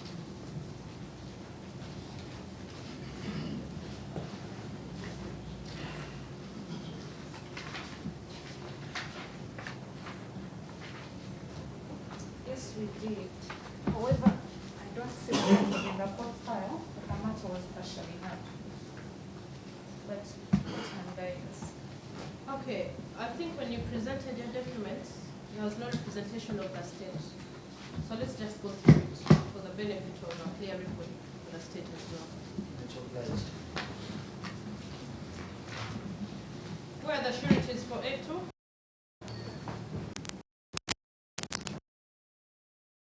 IDs? Your Honor, I beg for the ID of Kanzira so that we can run a copy. Kanzira Thomas. No, we had the photocopy of Kanzira Thomas's ID, A1, yeah, so we ran a copy.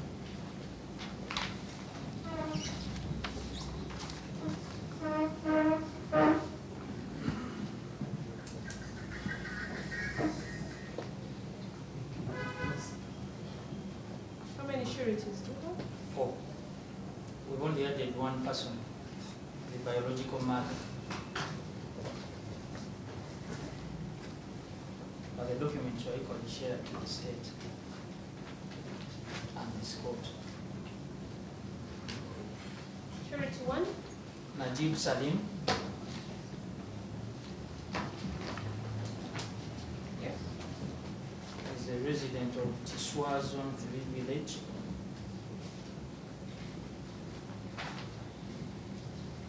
He is Eto's How old is he? How old are you? Yes, proceed. Your Honor, he is Eto's elder brother.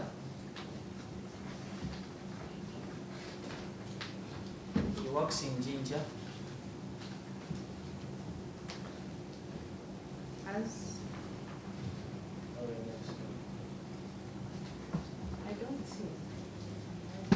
Speak louder. Yes. I need to be pardoned. My notes are somewhere. It's okay. No Or problem. maybe those other questions can be answered. Yes. Yes. What is the name of this forex? Ginger Forex.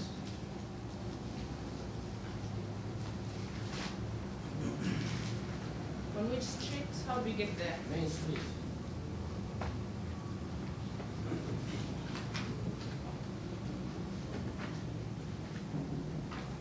Telephone number?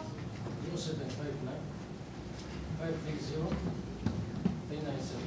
Sorry? 397. Do you have any other? 0772 66 78 15.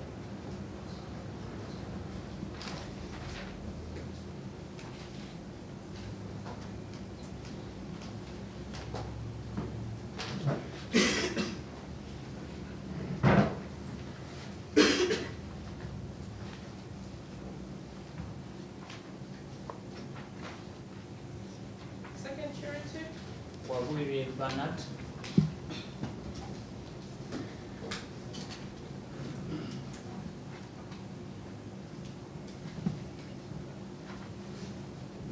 How old is he? 36.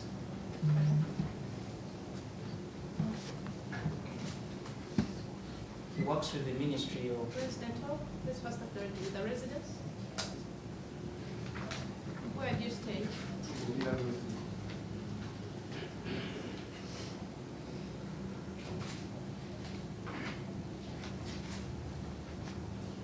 He works with the Ministry of Works, Transport. Remember the last time we appeared, he didn't come with his national ID, but we have gotten a letter from the Senior Human Resource Officer. National ID or work ID? He has no work ID, but he has a letter from the employer. Have you availed the same to the state? Very much so. Even before here. Your Honor, surety number 2 is Eto's close friend. Sorry? But state. The state doesn't have a letter. State. There are two. On the one of 26th July, we listed 3 sureties. It's the second one. All these documents are attached. It is there. Yes.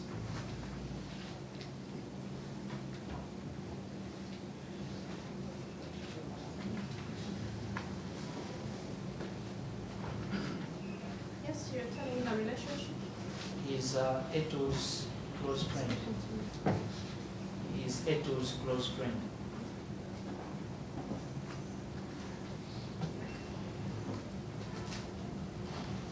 Maybe you can read for us his telephone number. 0773 54 67 39. Do you have another?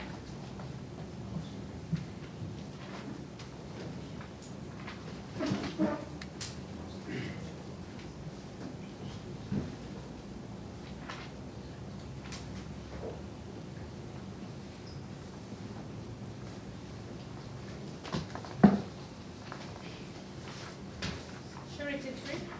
Surety 3 is Utamuliza Catherine.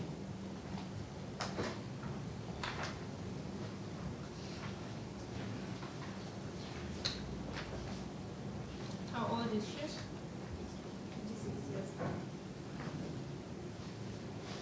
She's a resident of Tiswazi village. Sorry? She's a resident of Tiswa village, Tiswa Zone 3 village.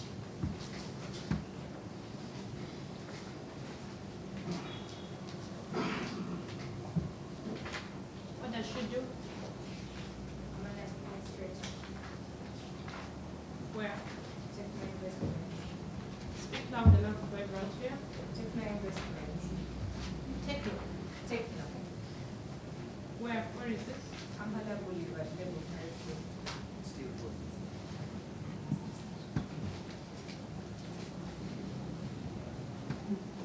Level? Level 5, shop 2.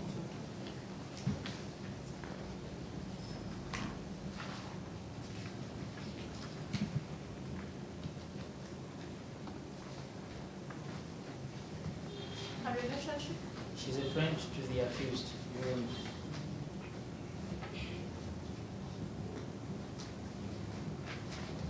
Your telephone number? 760 20 4471. Do you have a number?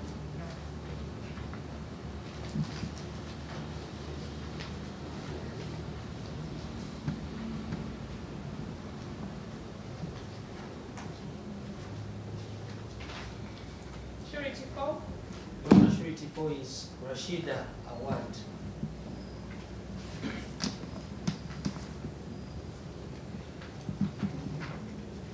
How old is she? 62 years. I don't have documents.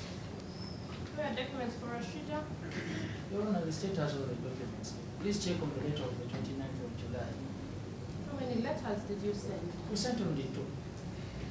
And she has it. We have seen it. Let's try and make this as seamless as possible. I did, Your Honor. We provided them. She has them. I don't have a letter. 29.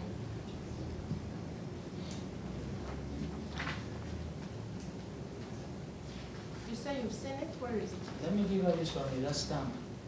Yeah. And for court, have you availed those documents for Yes, Your Honor. You also informed me.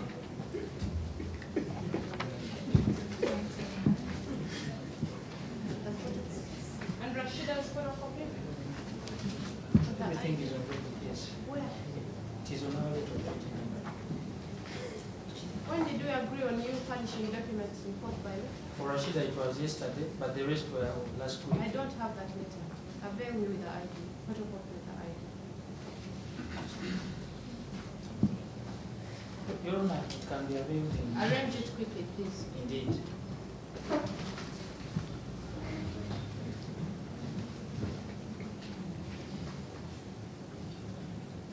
You Your Honor, said she's she 62 is years old? 62 years old. Yes. She is Eto's biological mother. Where does she stay? She's a resident of Chiswa Zone 3.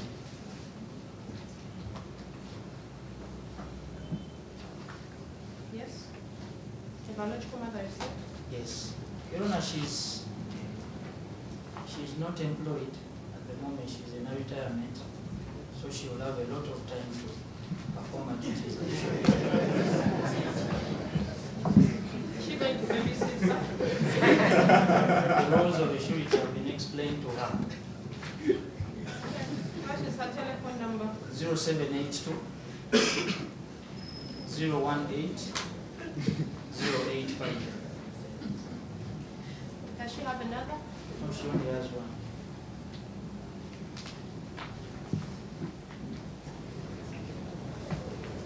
And lastly, Your Honor, we were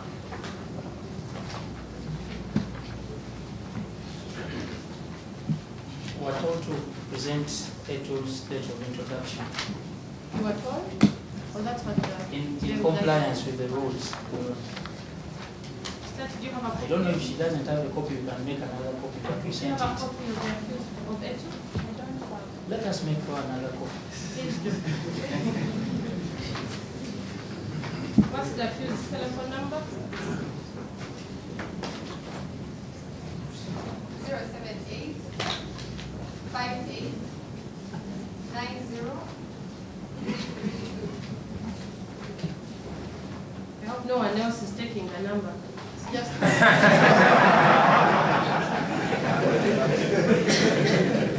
What is A1's telephone number? Just a minute. Let me look for where.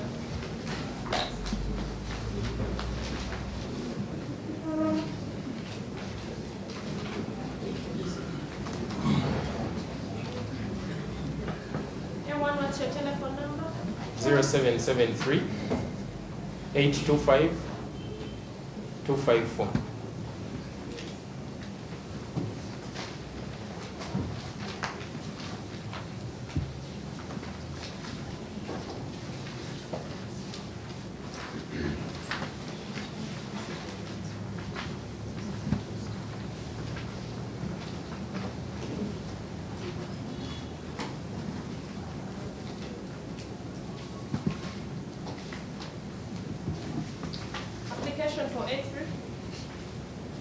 Surety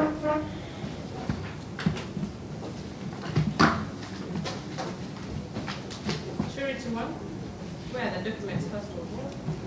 And the IDs. Sureties for A3, step 4, please. For Lupo's balance sureties.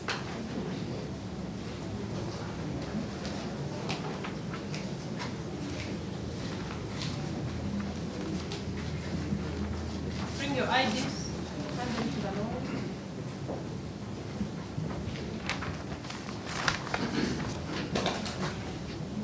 Original national IDs.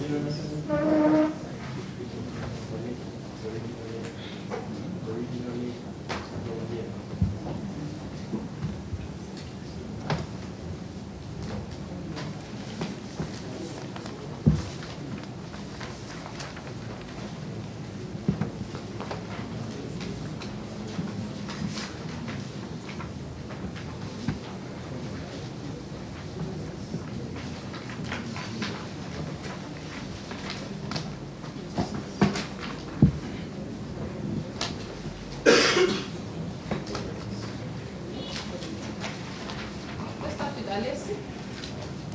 Your Honor, Alessi Maria is aged. Caroline, I don't have documents.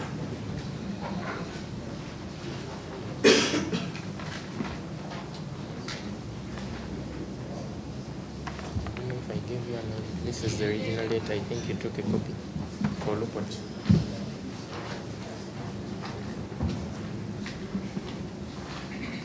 Alessi Maria, yes. Your Honor, Alessi Maria. Documents. Ensure that the state has the documents they're moving together, please. Yes. Where is Alessi's letter? Looks like this.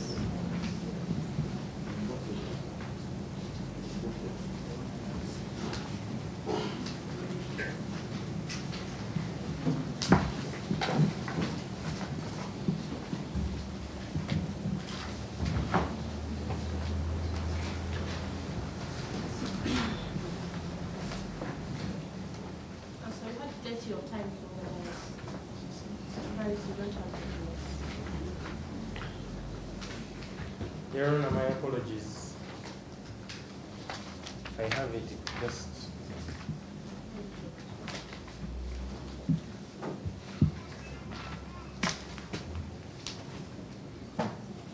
Yes. Your Honor, Alessi Maria is aged 33 years. She's a resident of Bukasa Village Urban Council.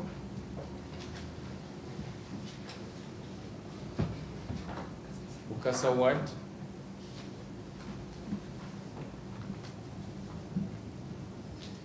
Machinge Division in Kampala District. Your Honor, she can be reached on telephone number 0705 817 519. You have another? Your Honor, she's self-employed and she's a very good friend to A3. You measure good friends. Very good, very close. Your Honor, very close, let me use very close, friend of A3. And she will ensure that he attends court whenever is required.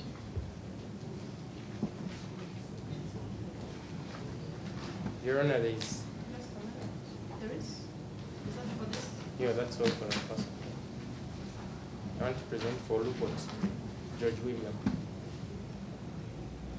George 1.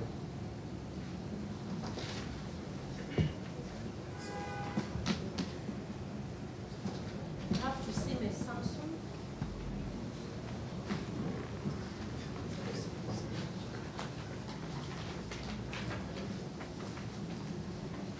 Your Honor, Tusime Samson is aged 39 years.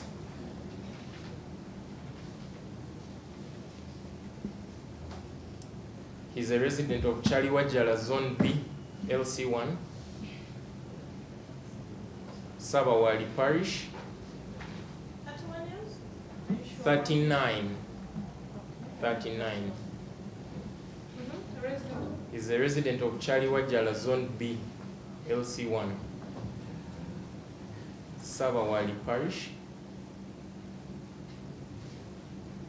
Chira Municipality, Namugongo Division in Wakiso District.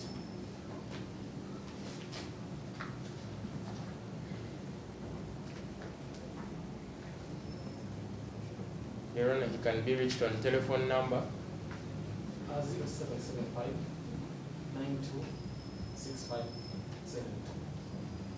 Do you have a letter? No. What is his relationship with the accused person? He's a very close friend.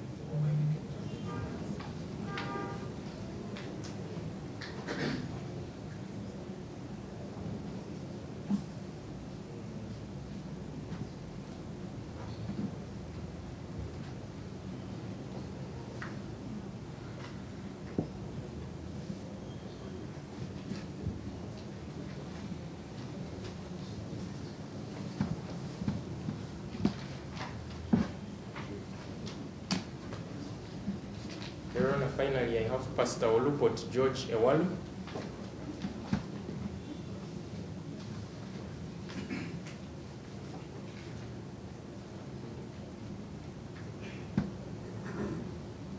He's aged 64 years. He's a resident of Chiwanga, Luanda Cell, Luanda Will L. Administrative Unit LC1, Goma Division, Mukono Municipality.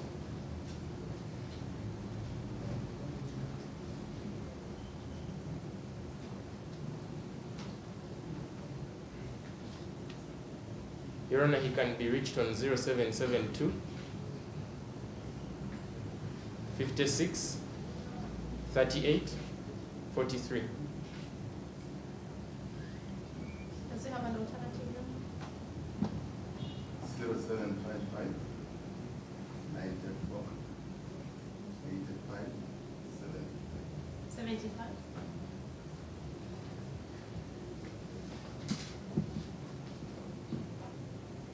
Your Honor, he's the father of A3. Biological? Yes, biological father of A3. And he wields authority over him, and he will ensure that he attends court whenever he is required.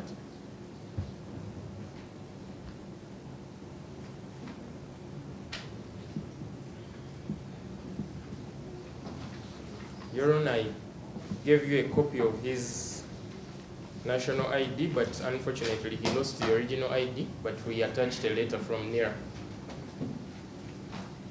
confirming. For the accused person, did you bring it? Yes, I got an introduction letter for Mr. Olupot Bernard. Oh, look what we are doing today. Chair LC1. Must be Golupot. Okay. You should have gotten him a letter from somewhere else. I want to be sure where. Much obliged. Where is it? Where is it? Chira.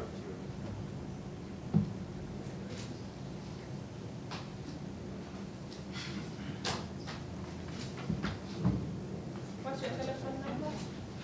700 48 69 22. Okay, that's it for A3. That's it, Your Honor. Let's see. What is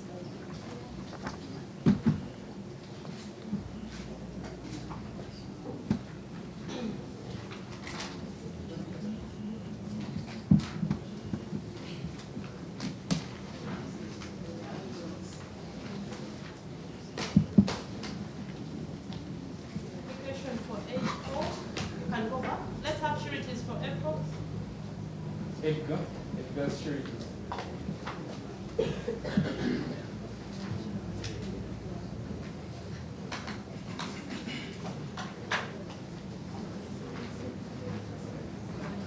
Let's move fast, please, and give your lawyer your IDs, original.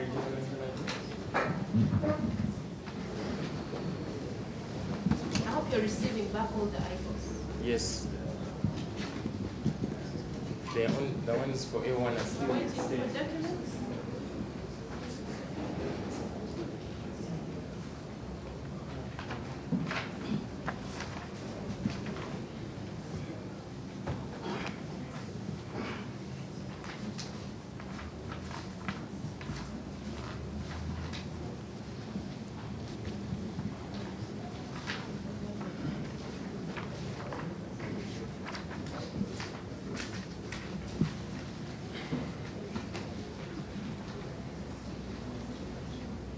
How many sureties do you have? 2.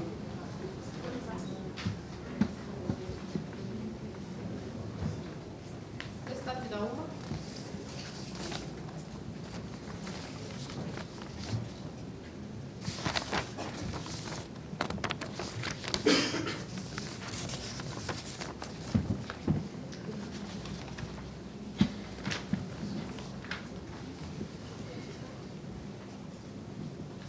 What is it? That's a third surety, Your Honor. Third surety. Yes.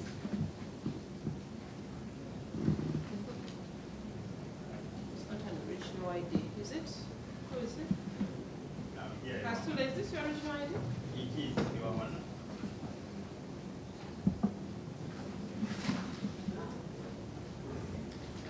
It was damaged by the warrant. By? By the warrant.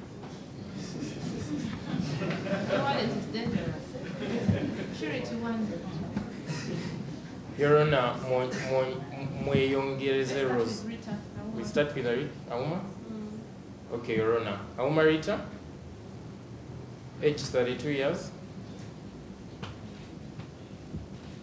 is a resident of Kazinga Zone LC1, Chiwatule Parish, Nakawa Urban Council, in Kampala District.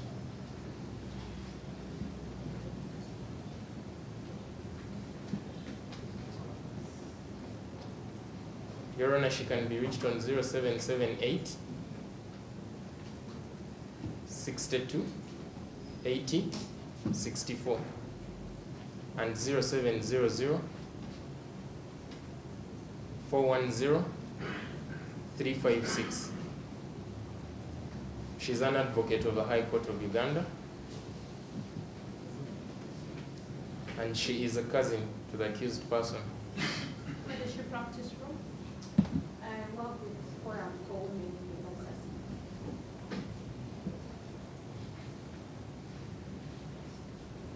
Where are the officers?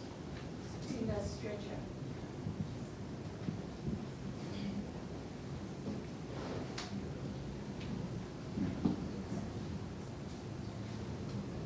Relationship? She's a cousin sister to the accused person and wields power over him, and she will ensure that he attends court whenever he's required.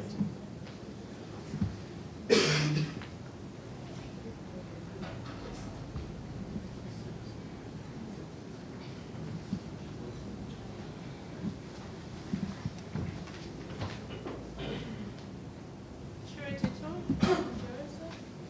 Your Honor, Moyogereze Rose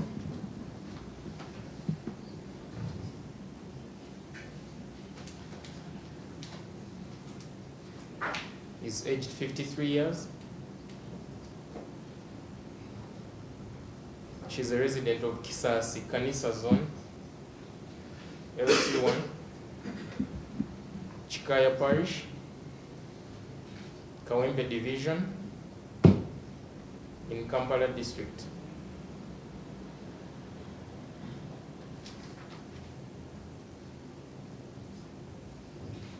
Her telephone number 0787 66 4208. 0?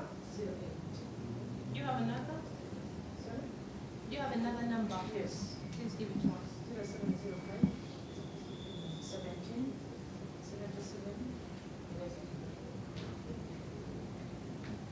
Your Honor, she's the mother to the accused person. Biological? Yes.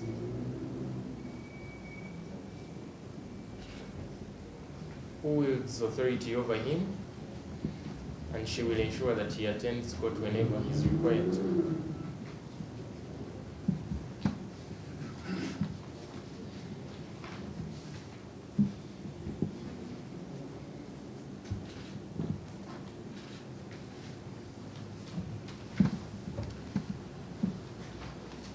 Where is the copy of ID? I'm going to run a copy, Your Worship. Just like, look at this side. I'm not sure about some reason. Maybe it is indeed damaged. I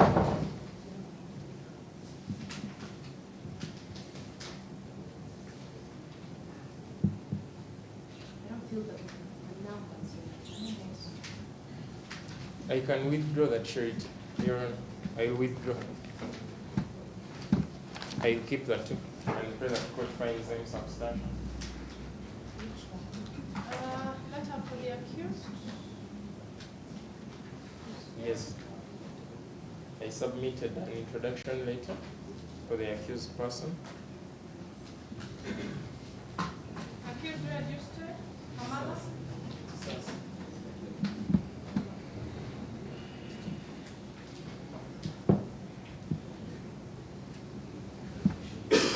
What's your telephone number? 0771 699291.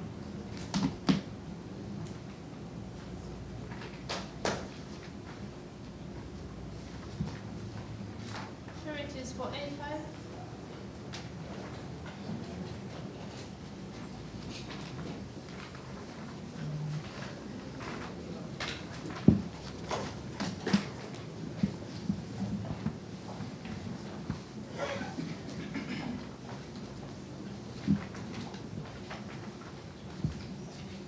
Hand over your IDs. Let's save time, please.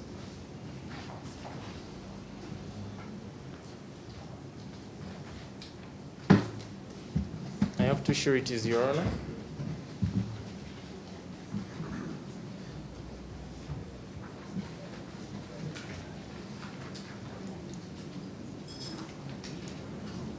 Start with Basheba. Bathsheba Dukas, age 39 years, and a resident of Chira LC1, Chira Ward, Chira Municipal Council in Wakiso District.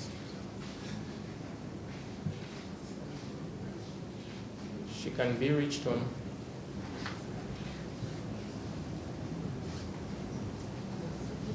0782 757 811 11. Any other number? She has one number, Your Honor. She's self-employed. She's a chef. Where does she practice from? Where does she work from? She works from home. From home? Yeah. She's a friend to the accused person, and she will ensure that he attends court whenever he's required to.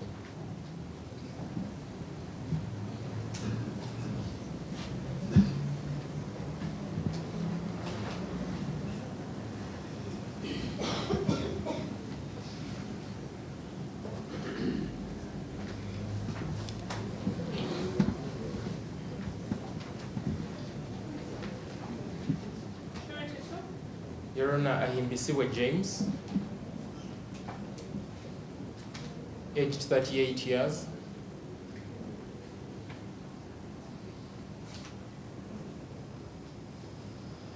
a resident of Chira LC1, Chira Ward, Kira Municipal Council in Wakiso District.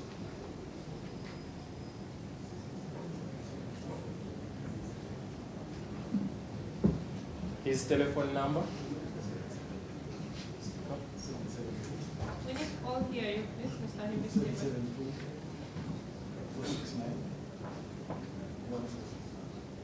Do you have an alternative? 0701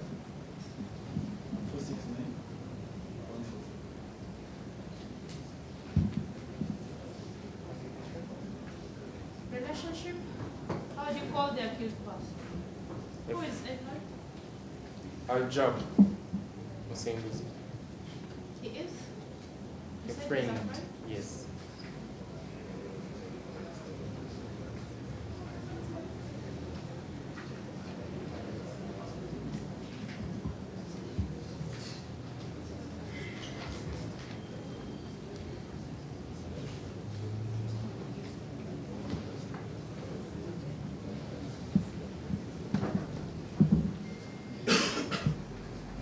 And in the civil, where does Al-Jab stay? Where does F5 stay?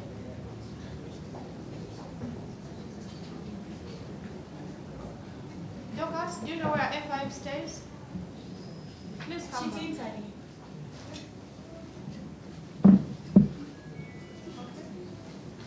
I'm invisible, it means you don't know where your friend stays, right?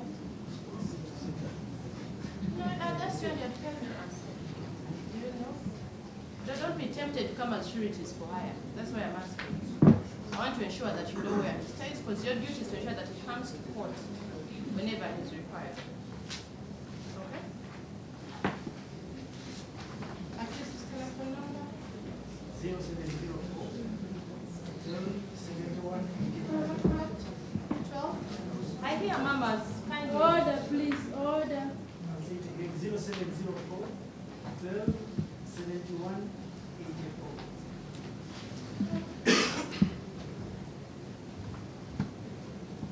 Your Honor, there is a copy of an introduction letter that I attached. Musinguzi, where do you stay? Zomwa. Pardon? Pardon? I beg your pardon? Shida is on to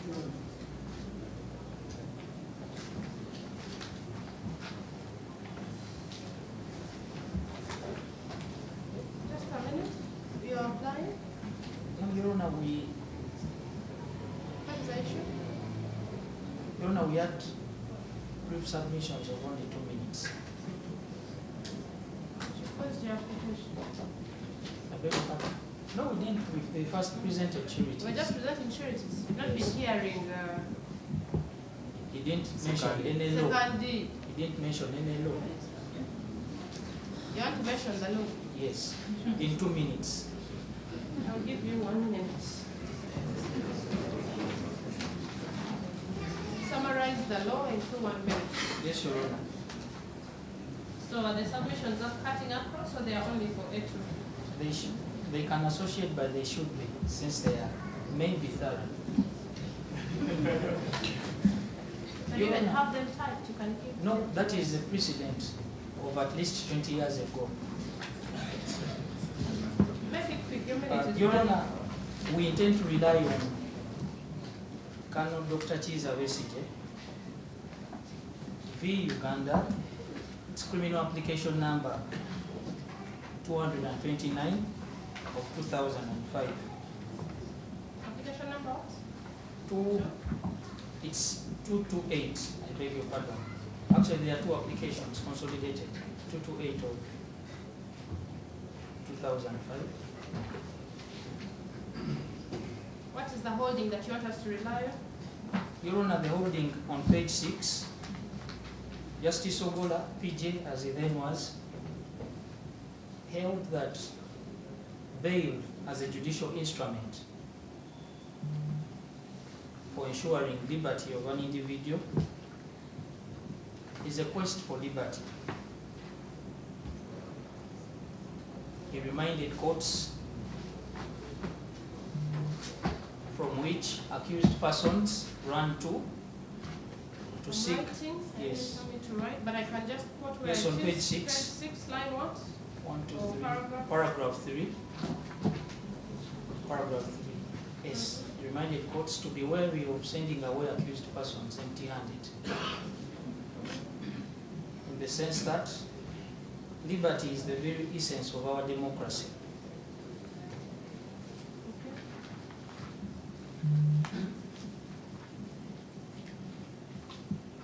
We are aware that under Section 77 of the Magistrates Court Act, This court is enjoined while considering the grant of bail to, among other reasons, consider the nature of the offence with which the accused persons are charged with.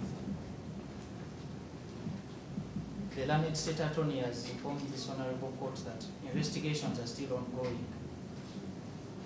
and that is what was mentioned last time. Your Honour, in the course of investigations, a charge has been dropped from the charge sheet. We are not aware if the only remaining charge may also be dropped. In the circumstances,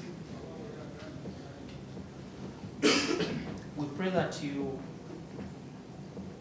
jealously and courageously guard and defend the rights of the accused persons to be released on bail pending the conclusion of the investigations, since the learned state attorney has not informed this honourable court when these investigations will be concluded. It is open to uncertainty.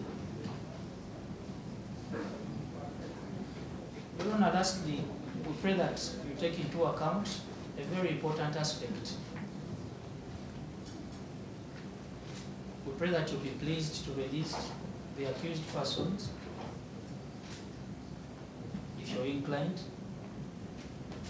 on a non-cash bail, Your Honour.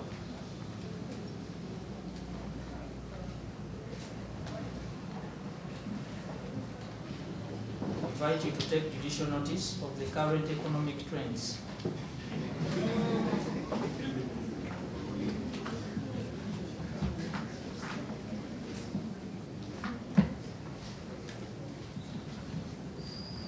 The accused have dutifully presented in accordance with section. Your 2 minutes, Only 30 seconds now, Your Honour. The accused A2 has specifically presented uncontroverted evidence of a fixed place of abode,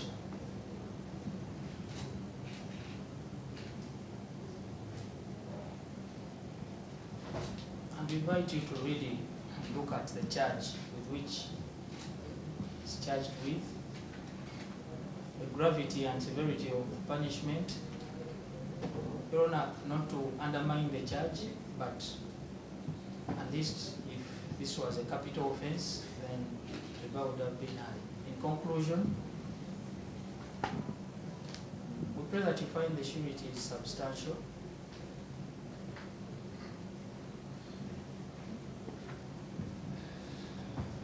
but above all, safeguard the accused's underogable right to a fair hearing, presumption of innocence, and personal liberty, as provided for in Articles 23 and 28 of the 1995 Constitution as amended.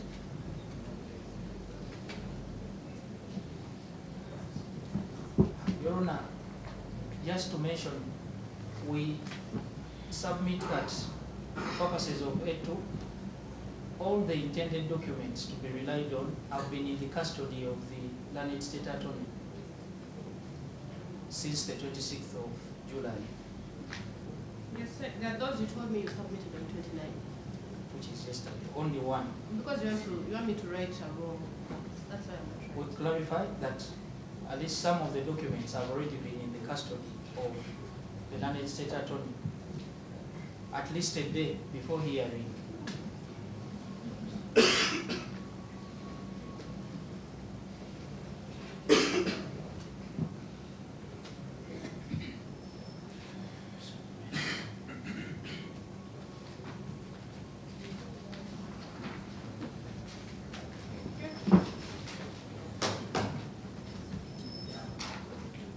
Lima, is it going to be a whole first or are you going to go applicant for applicant? I'm going to do applicant by applicant, Your Honour.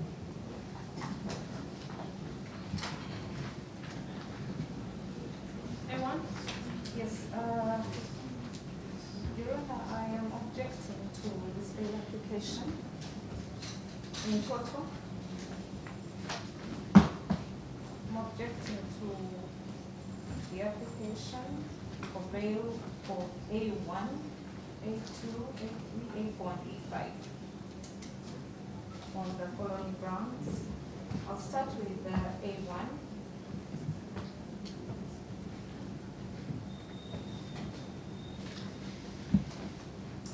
We concede that bail application is a constitutional right. However, this court is clothed with the discretion to determine whether or not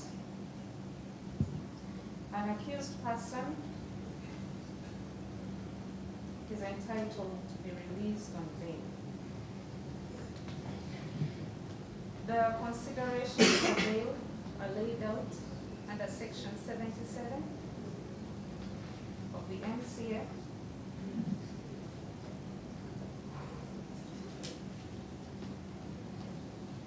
And under Section 77(2), subsection A, one of the considerations is the nature of the accusation.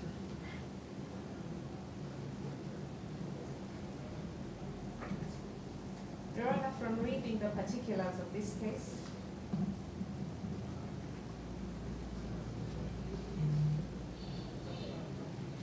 the offense involved the violation of the common rights of other members of the public.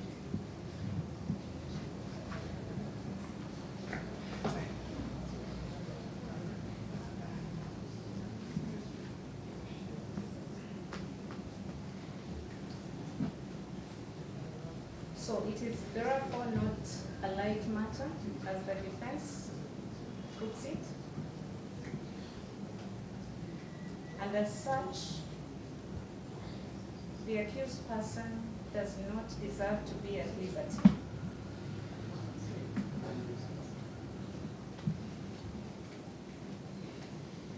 The right to liberty is not an absolute right.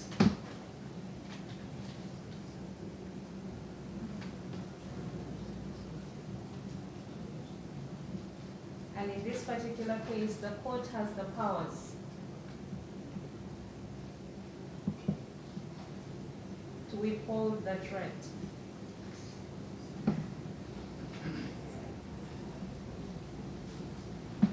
A1 has presented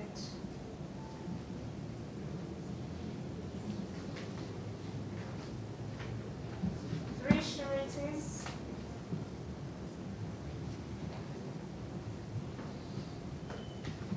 all of whom are alleged to be his relatives.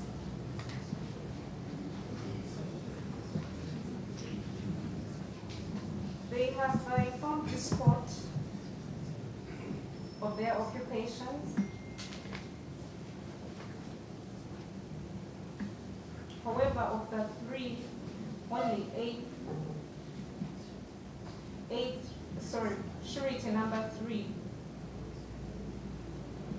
Bondire Revuno, has presented a letter from his employers confirming that he is actually an officer of URA.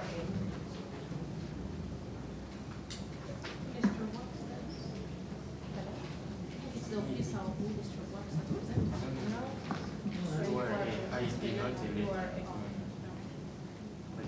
The other two sureties have not produced any documentation from their employers confirming this information. Your Worship, we are aware that a lot of information has been going on social media,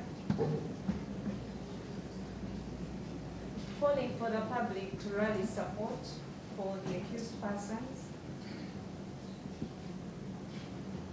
And some of these sureties could be those members of the public who are here to stand. Objection. You have an opportunity to rejoin. It's preliminary. Your reply, your rejoin. Much obliged. So we pray that court finds that surety 1 and 2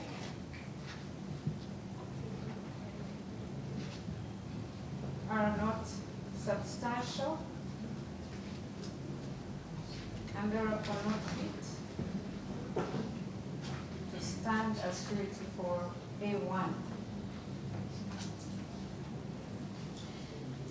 In respect to A2, Your Honor, Faiza Salima,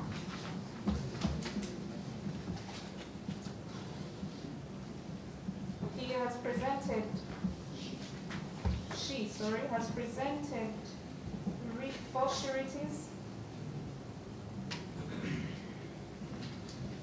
We object to surety number 1, Najib Salim,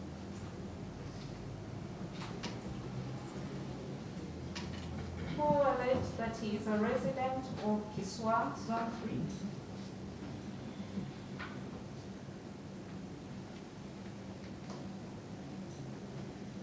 While carrying on his business in Jinja Town.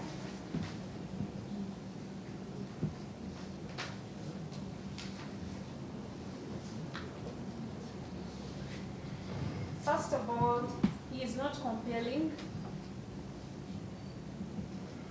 enough to ensure that A2 returns to court,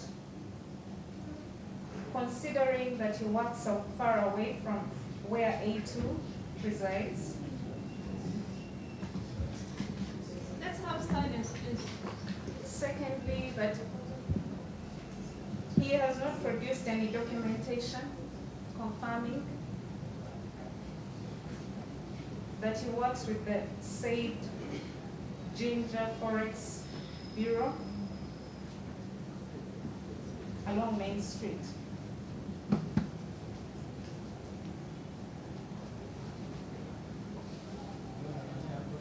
We also object to surety number 2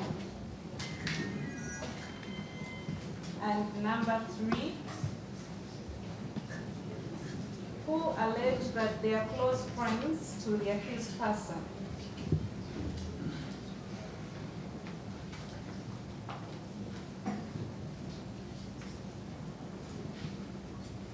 Your Honor, it is a submission still that these are members of the public who have also been rallied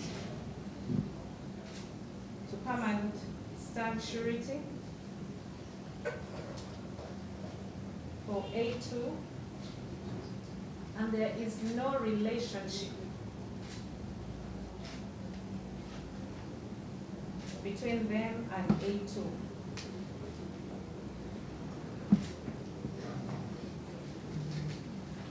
Counsel also presented a fourth surety, the mother,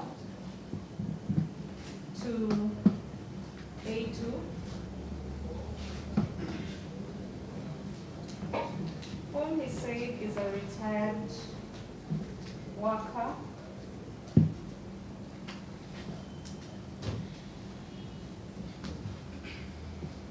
and has all the time to ensure or to babysit A2.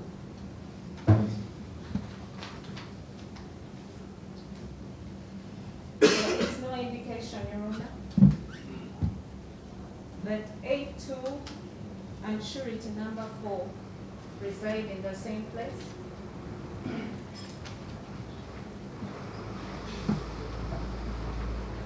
For her to be able to babysit and to ensure that she appears in court as and when she's supposed to.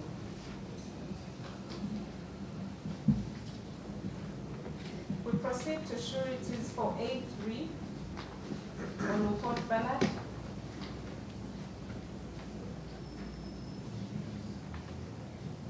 Who presented 3 sureties.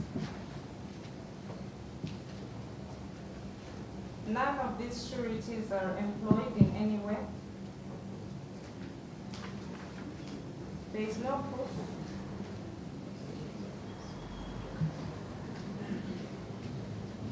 Of them being fit to stand surety.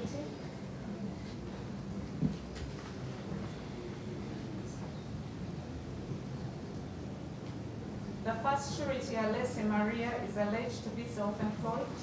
It's unclear in what business she's employed.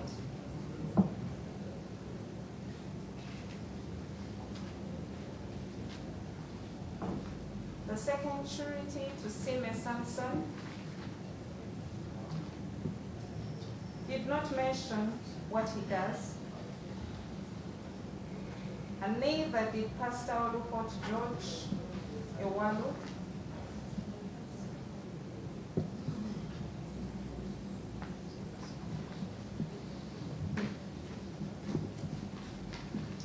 The first two sureties are alleged to be close friends to the applicant.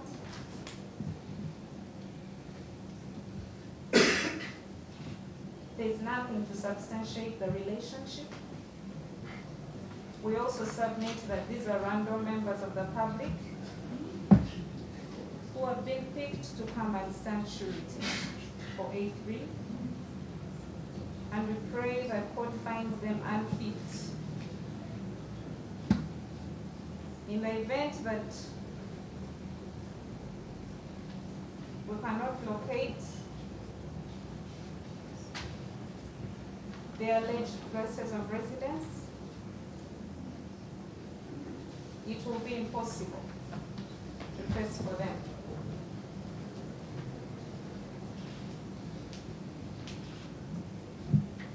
In respect to sureties for A4,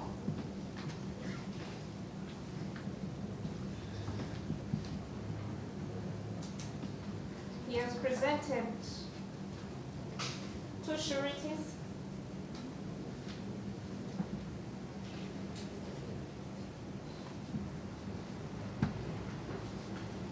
The first surety alleges that she's an advocate of the High Court.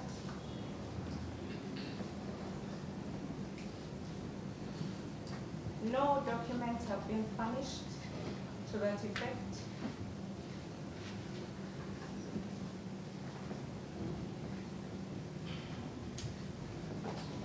Neither have any documentation been presented to this Honorable Court from Forum for Women in Democracy.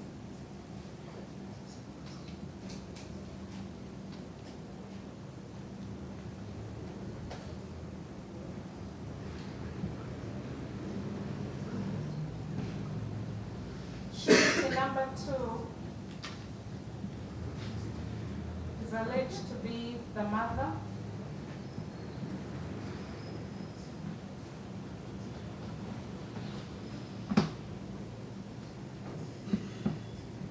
There is also no proof of what she does for a living.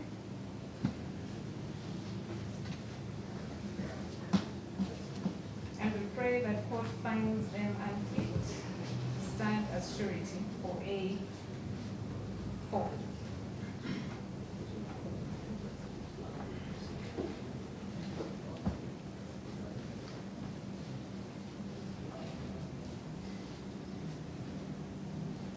Proceeding to A5, Your Honor.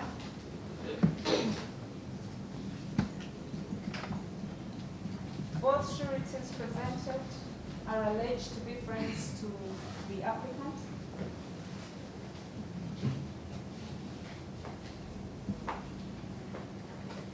And as earlier submitted, these are also random members of the public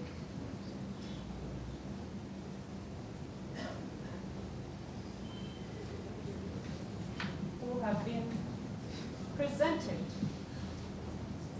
to this court without any actual relationship to the accused person, A5. And we pray that court finds them unfit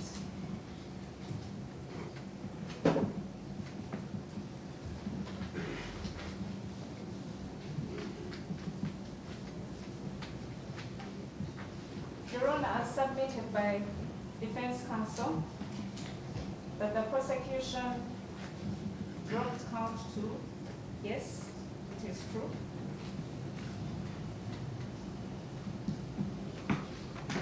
The prosecution does not intend to drop the last count or the remaining count on the charge sheet. And that is why we are here today.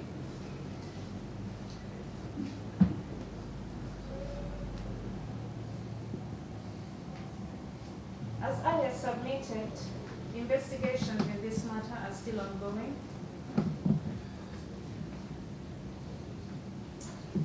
And from the particulars of the charge, it is clearly indicated that these 5 accused persons and others still at large.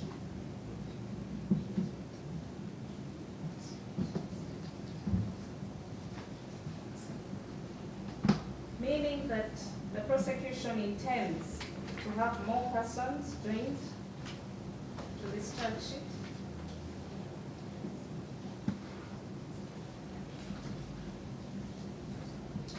And in the event that these accused persons are released on bail,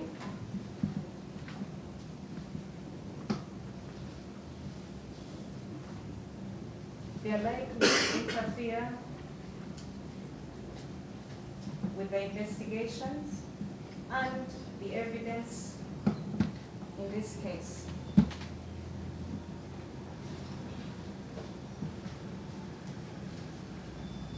Section 77, subsection 2E provides that one of the considerations is whether the applicant is likely to interfere with the evidence to be tendered in support of the charge.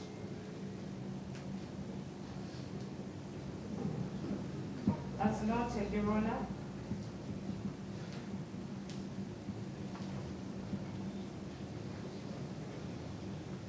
there are other investigations still going on.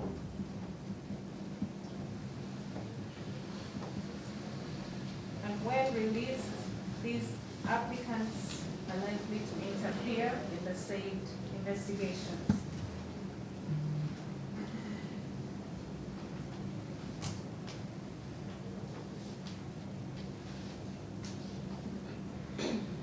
Your Honor, save for sureties for A2,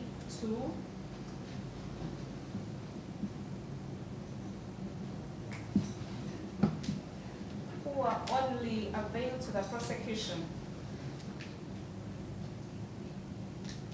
about 2 days ago,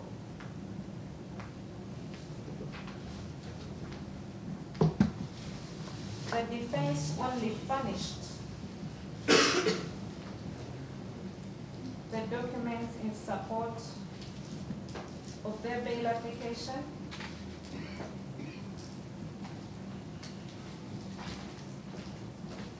while we were in court today.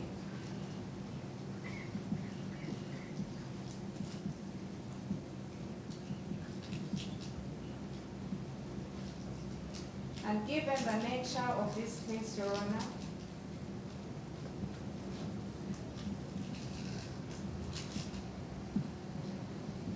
it is only prudent and just that the prosecution be given adequate time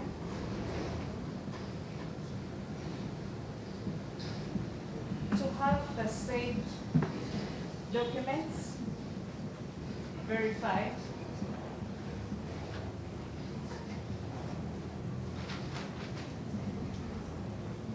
by the relevant local authorities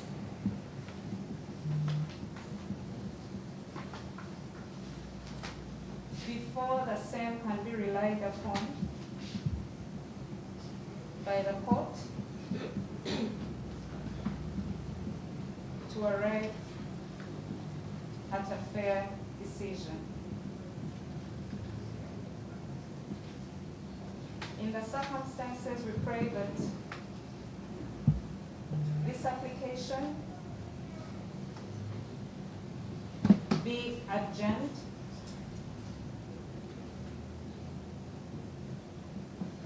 to enable this process.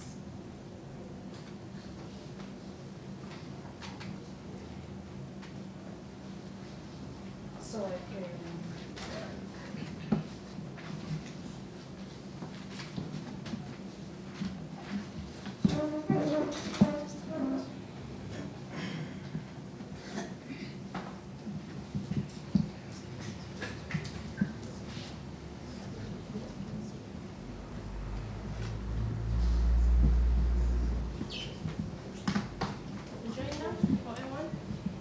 In rejoinder, Your Honor,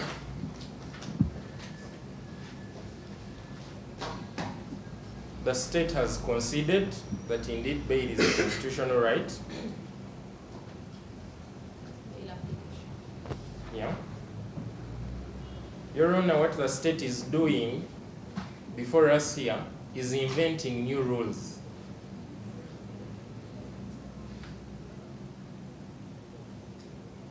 Your Honor, I want to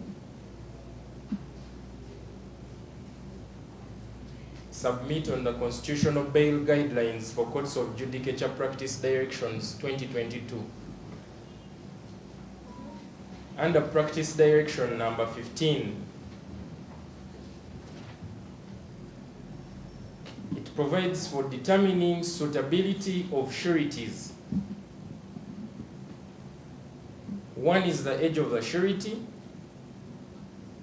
Two is the work and residence of the surety.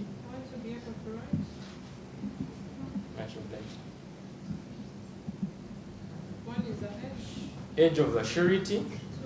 Two is work and residence of the surety. Three is character.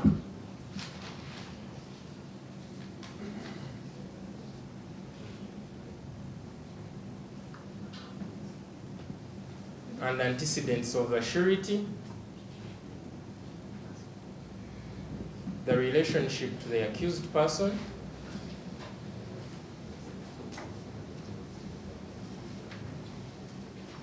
and under guideline number 5.2, Your Honor, it says, You moved on from 15, so we're going no, to I'm on 15. I was giving you the requirements under 15.1. Yeah, now I'm on 15.2.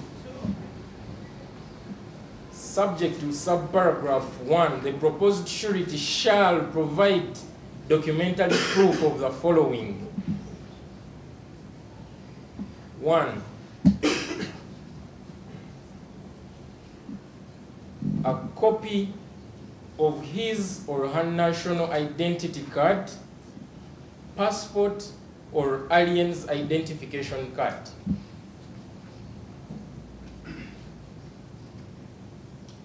2 is an introduction letter from the local council, one chairperson of the area where the surety is ordinarily resident.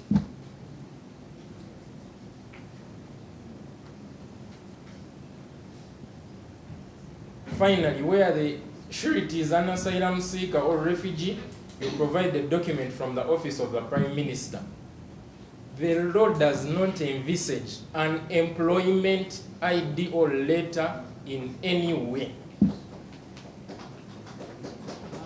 Let's keep silent, please.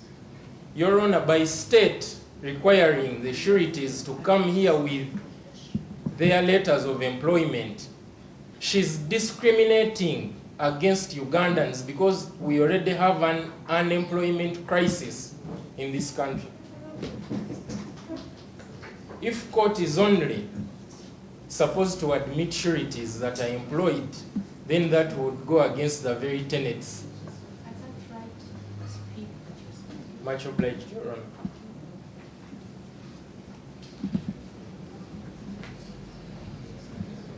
Your Honor, it is our submission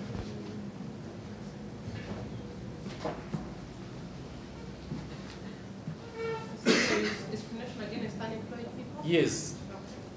discrimination against unemployed people, since we have a crisis of unemployment in this country.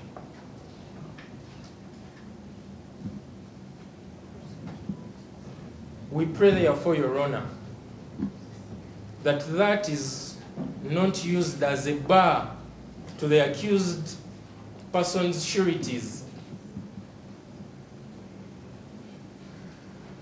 who have satisfied the requirements under the very bail guidelines for courts of judicature.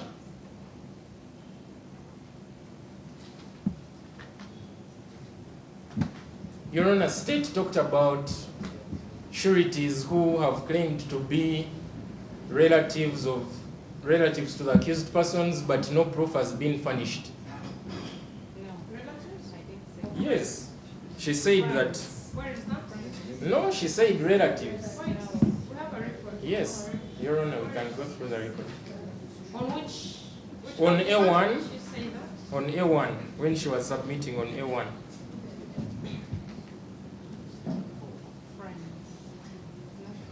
A1, 3 sureties all alleged to be his relatives. Yes. Yes, she submitted. Please listen. Said A1 presented 3 sureties, all alleged to be his relatives. They informed court of their occupations, but only 3 presented a letter from his employer confirming that he's an officer of URA. The other haven't produced evidence of employment. So I think her concern here was largely about employment. Yes. Was Which it I've about covered. the relationship? Which I've covered. I wanted to talk about relationship, but I will go to where she talked about it. Where is it? Let's look for it if you have it. I will have lawyers A3. here. On A3. If the lawyers represent. If you want to appear, you come to the bar. A3. Random members of the public who have come to just.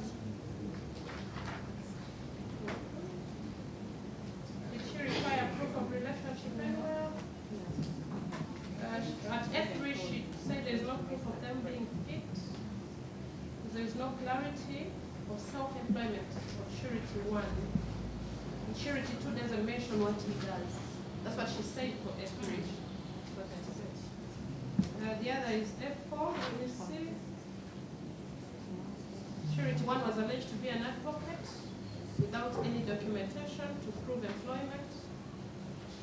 Surety 2 alleged to be the mother, but there's no proof of what she does. Much obliged, Do Your you have Honor. it somewhere about relationship? Because she kept mentioning this one is an alleged parent. Yes, but she didn't require. Did she say they should produce? Much obliged. Then she makes my work easy. Parents? Okay. So we have the one on employment. Yes, we have the What one is on the other? employment, which I think cuts across Yes. for all. Your Honor, she quoted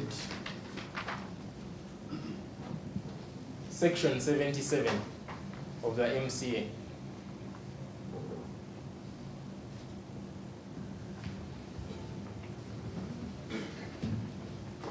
Among the considerations for bail, Your Honor,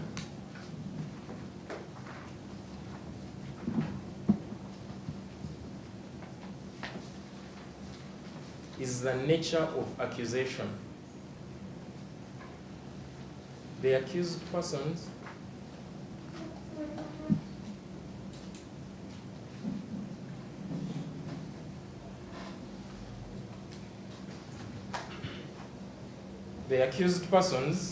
have been charged with common nuisance.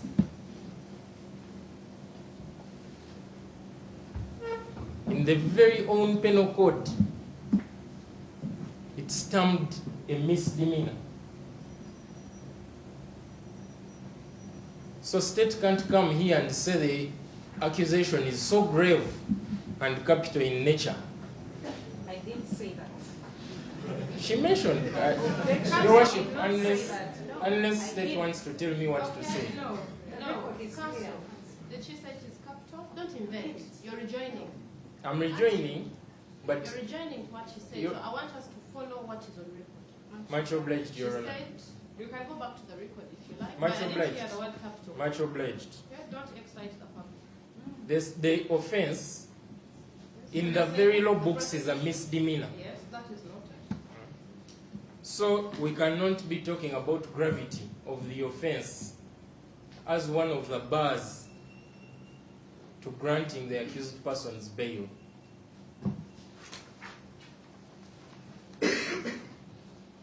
Your Honor, I didn't really use that ground as well. That is ground 2 under considerations for bail. And I didn't use it.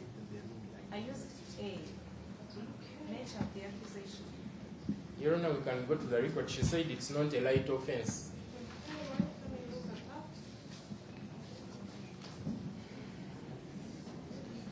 Silent, please.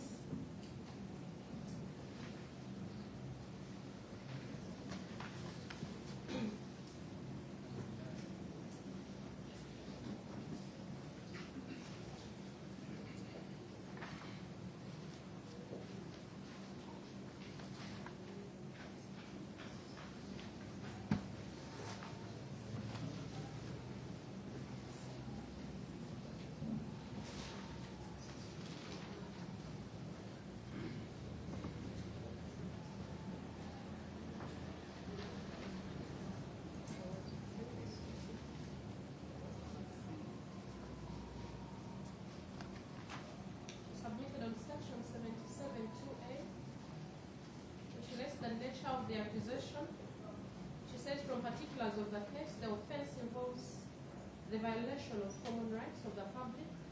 It's not a simple matter as put by the defense. And the accused doesn't. So that's what we are submitting on, Your Honor.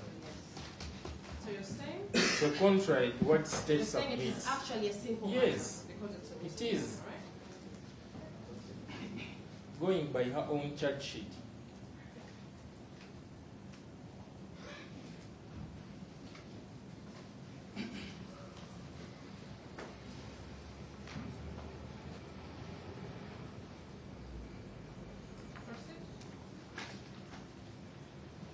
Your Honor, even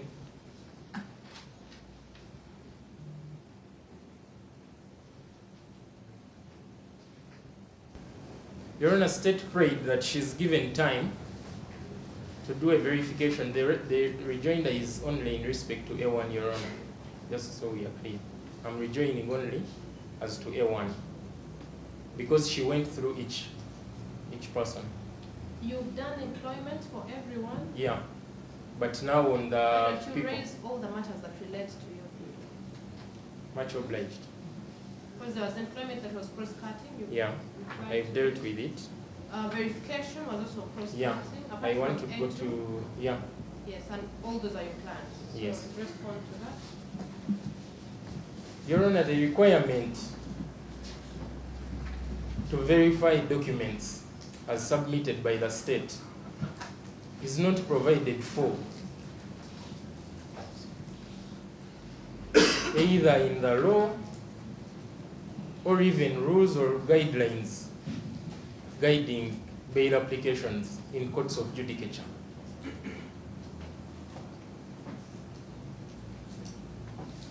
Be that as it may, when we appeared in court on the 23rd of July, we went on record requesting court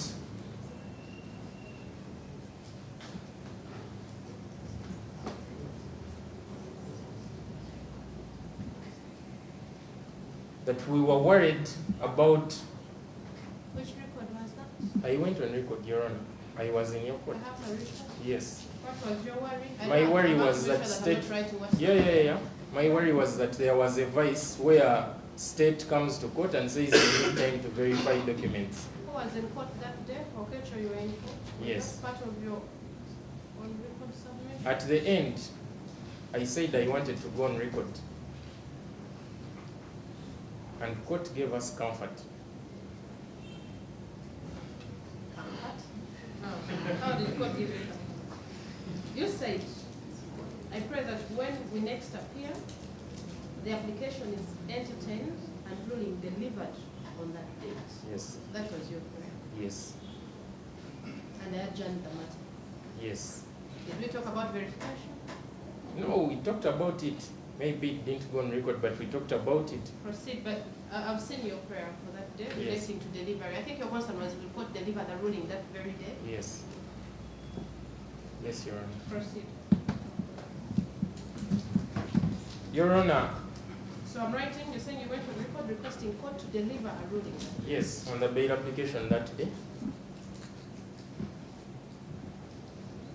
And any attempt by the state to ask for adjournment of the matter Can you submit on the application? on the, Attempt by the state to verify? to verify the You documents. said it's not required. Yes, it's not required under the law. All right, I have that. Your Honor,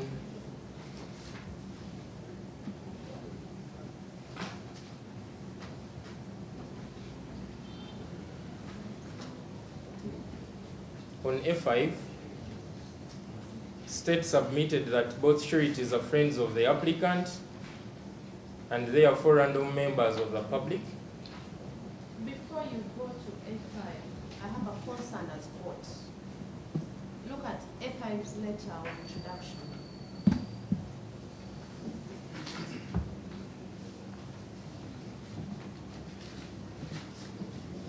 Where does he reside?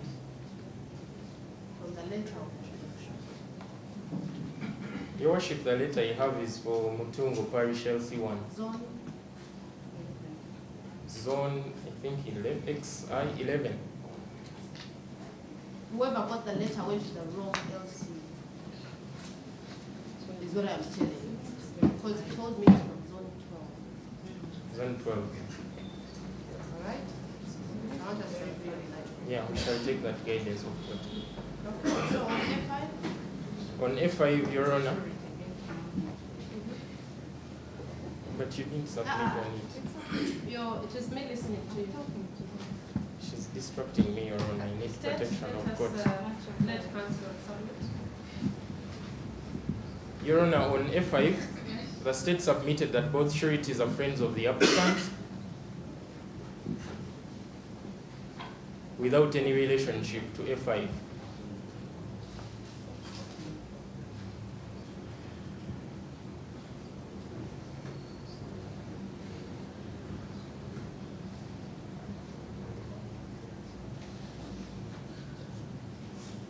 Your Honor, we want to reiterate that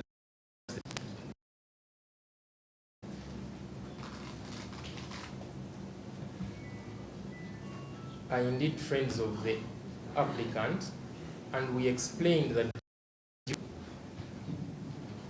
of a surety to them and they understood.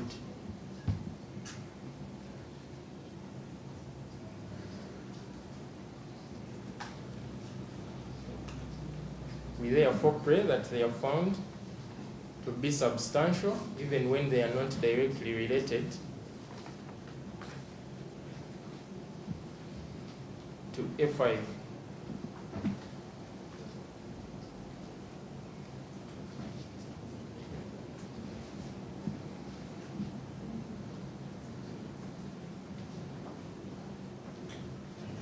Your Honor, as I conclude,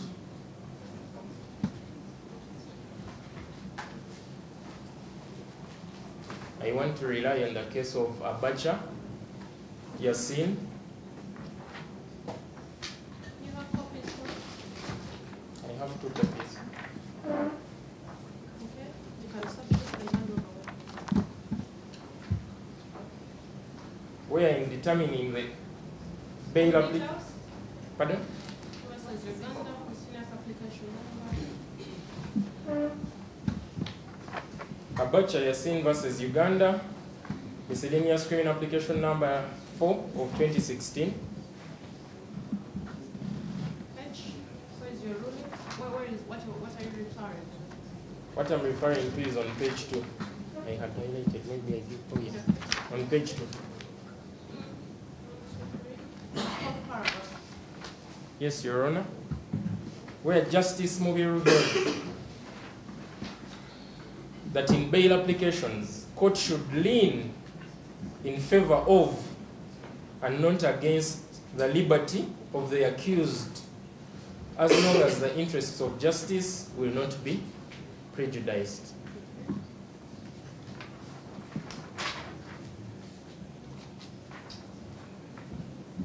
I therefore pray, Your Honor, that the sureties for A1, A3, A4, and A5 be found substantial and the court be pleased to grant them bail. We so pray, Your Honor.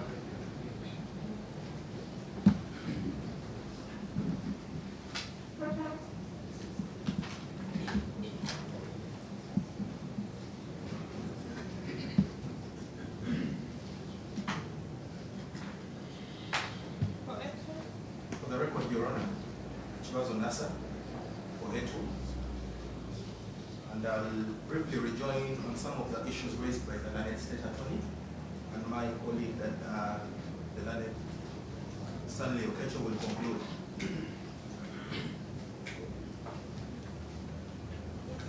Your Honor, we take issue with the reply by the State Attorney on the grounds that the allegations by the State Attorney are not substantiated, they are not envisaged in law,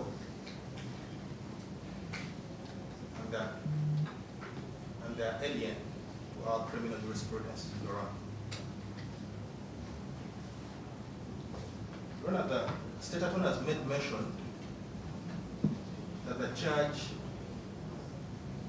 with which the accused persons are charged with infringes common rights of other members, and that should be a ground to curtail the personal liberty of our client, Your Honor.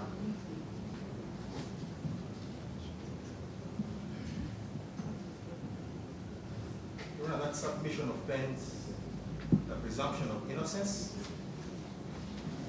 and in essence condemns A2 and HAD,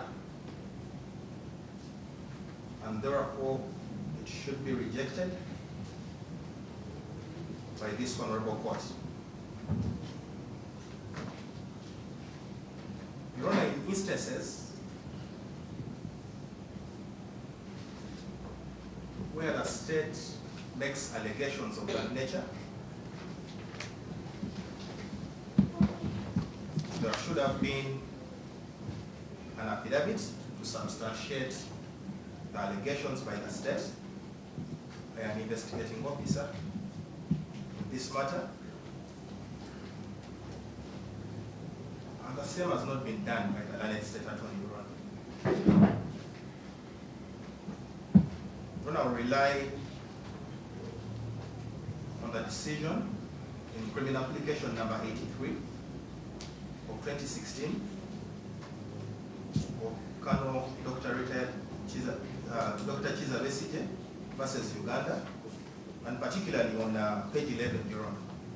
I've furnished a decision to court and the State Attorney. Page 11, Paragraph 11, particularly page 11. It's highlighted, Your Honor, for court.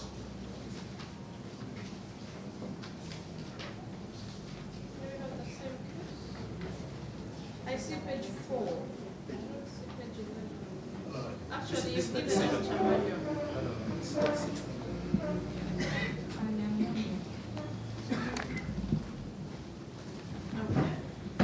Particularly page 11, paragraph 2.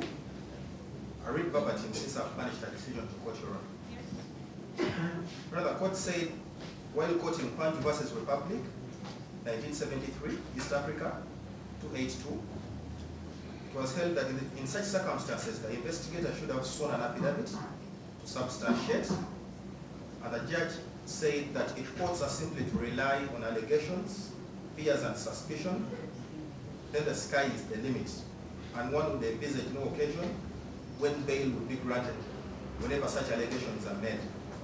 And the court entirely agreed with the decision in that case, Your Honor.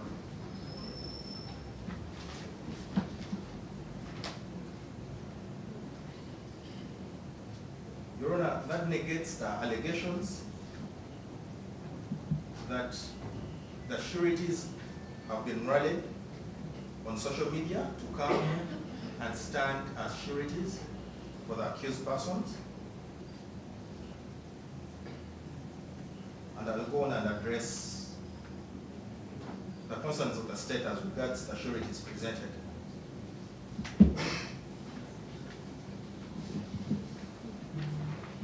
Your Honor, under the constitutional bail guidelines, particularly paragraph 12, paragraph 13, and paragraph 15,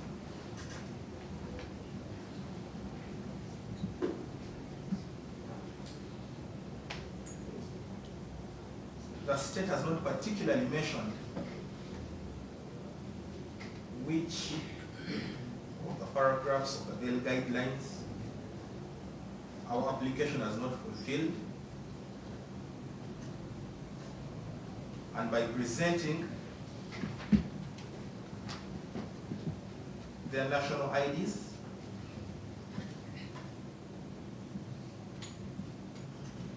and letters of residence, they have discharged their duty as envisaged under the constitutional bail guidelines.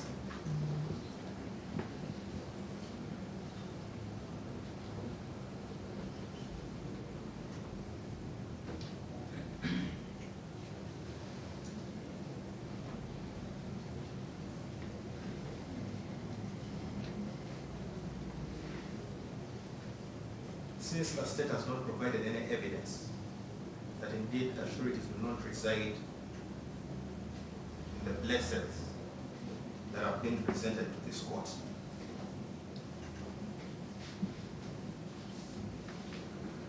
Your Honor, I submit that the state is stopped from seeking an adjournment to verify the documents. There was no prayer to verify for it to. Was it there? No. Much obliged. I say for it. Your Worship, in respect of the sureties, the most important principle is the principle of traceability of the sureties.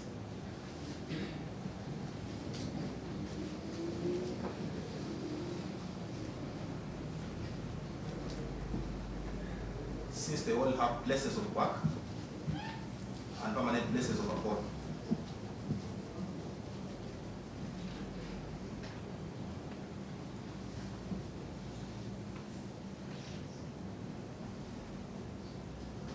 Your Honor, in regards to the fact that the accused persons will interfere with the investigations, the state ought to have demonstrated to this honorable court that the accused persons wield the power and authority, or that they're in positions of influence to interfere with the investigations of this court, Your Honor. I implore this honorable court to see through the tactics being employed by the state in order to wantonly curtail the personal liberties of the accused persons, Your Honor.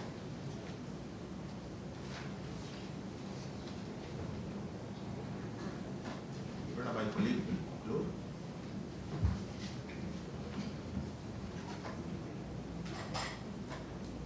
Okacho, please summarize. In a minute or two, Your Honor. Your Honor, we are constrained to only rejoin on the aspect of the sureties and accused person having discharged the burden or honors placed on them to this honorable court.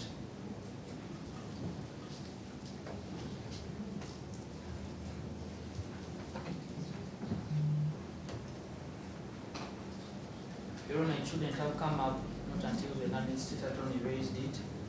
We rely on Serukwaya Stephen, and 2 others versus Uganda. Your Honor, this one will be accessed on URI. It is online instantaneously by virtue of the judicature interpretation of ICT. You want me to go back to the chamber? We also undertake to avail a copy, but for the principle, it is no matter which came up in the submission. No, if you're giving me research, Not research, you're Your not Honor. giving me the tools, I cannot conclude from it. Here it is only the mode of submission. We want to. Go ahead.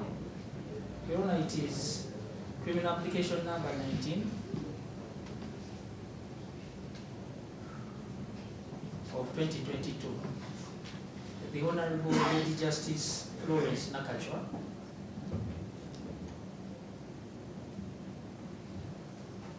opined that the only requirement which the sureties in this case had fulfilled was the fact that they had produced letters of introduction from their respective areas of residence.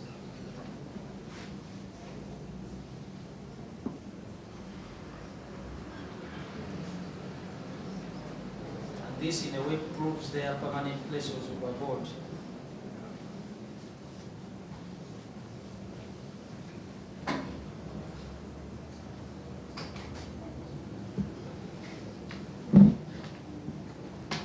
Applaud the learned state attorney for not subjecting the documents of the accused person, more specifically A2, to any verification.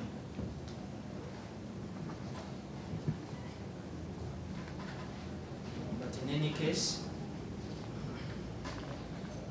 should there be any lapse, and the surety is so far presented, we invite you, Your Honor, to invoke Section 75(2) of the Magistrates Court Act. Section 75(2) of the Magistrates Court Act. Your Honor, this section was intended to avoid any mischiefs and any delayed release of accused persons. It says, I paraphrase, the court may at any stage in the proceedings release the accused person on bond with or without sureties, Your Honor. Yes, with or without sureties, upon taking from him or her, in this case A2, a recognizance consisting of a bond as is reasonable.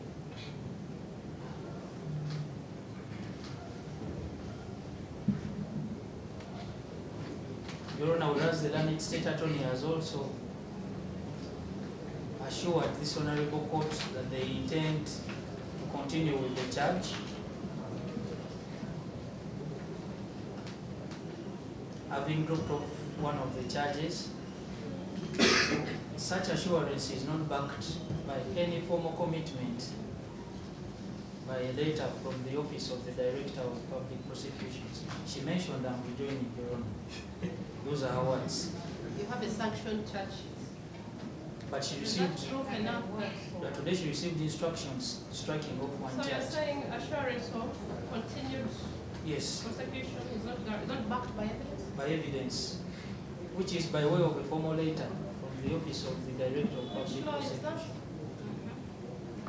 Your Honor, respectfully, much of the submissions from the learned state attorney were from the back, with either court cases or site laws. No. I'm On wondering that it is procedure. When do we require a letter from the DPP to say that I intend to proceed with this to the end? I thought we rely on sanctioned charges. No, what that is intended to cure any delayed incarceration of the accused with a view of preventing the inevitable. For example, no one knew that a charge would be dropped today. Your Honor, you also recall last time that the learned state attorney in personal conduct Let's proceed, Council, with your submission. There is no formal communication from the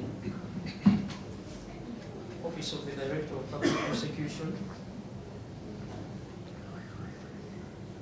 to that effect. In conclusion,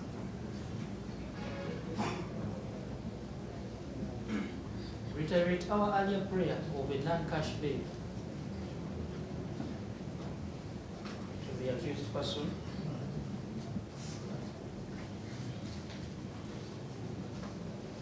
And we also pray that the accused should not be denied bail as a punishment which would otherwise conflict with their presumption of innocence. Your Honor, this is the holding on the two-page ruling of the High Court in, I beg your pardon, in the Court of Appeal. It's a constitutional reference.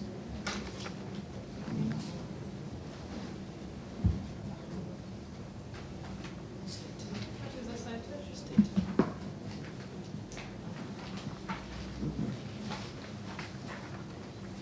It is constitutional reference number 20 of 2005.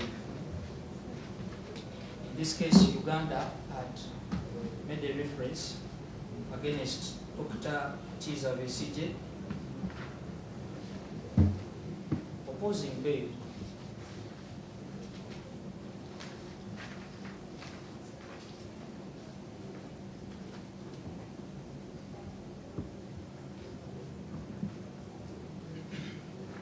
Pages violated the relevant part.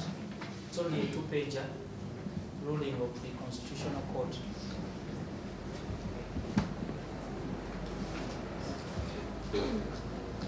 Except for giving us bail, Your Honor, we pray that it is on very lenient terms. The event that any of the requirements are not fulfilled, we reiterate our prayer in respect to section 75(2), which Your Honor empowers you to release an accused person before you by taking from them a recognizance on such reasonable terms. We so pray.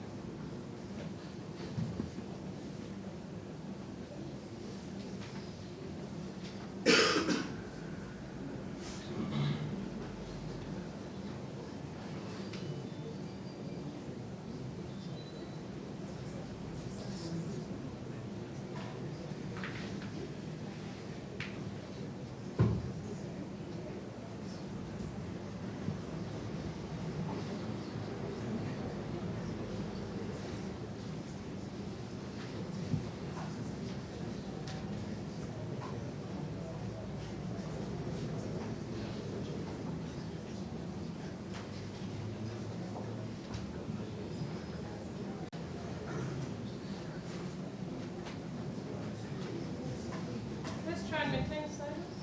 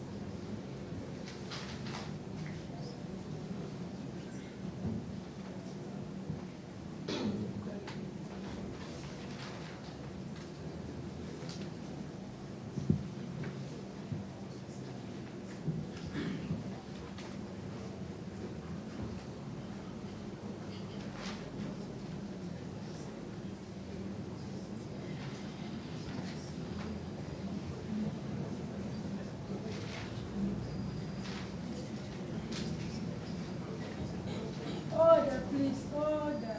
You are in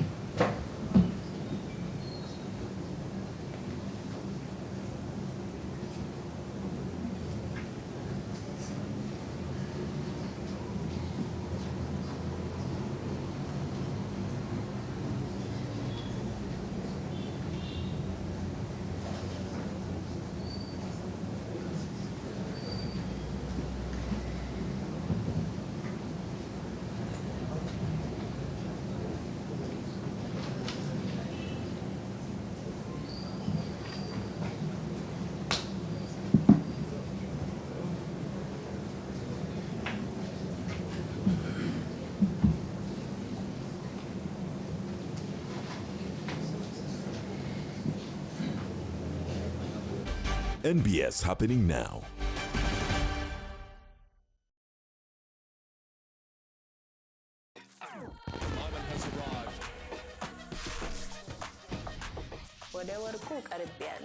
Closer to your champion. Sakani Simene, 100-meter sprinter. Patrick Chinyemba, flyweight category. BMX racer. Stay connected for every medal moment from the 2024 Paris Olympic Games. Get closer to your champions with Supersport on DSTV, the home of entertainment.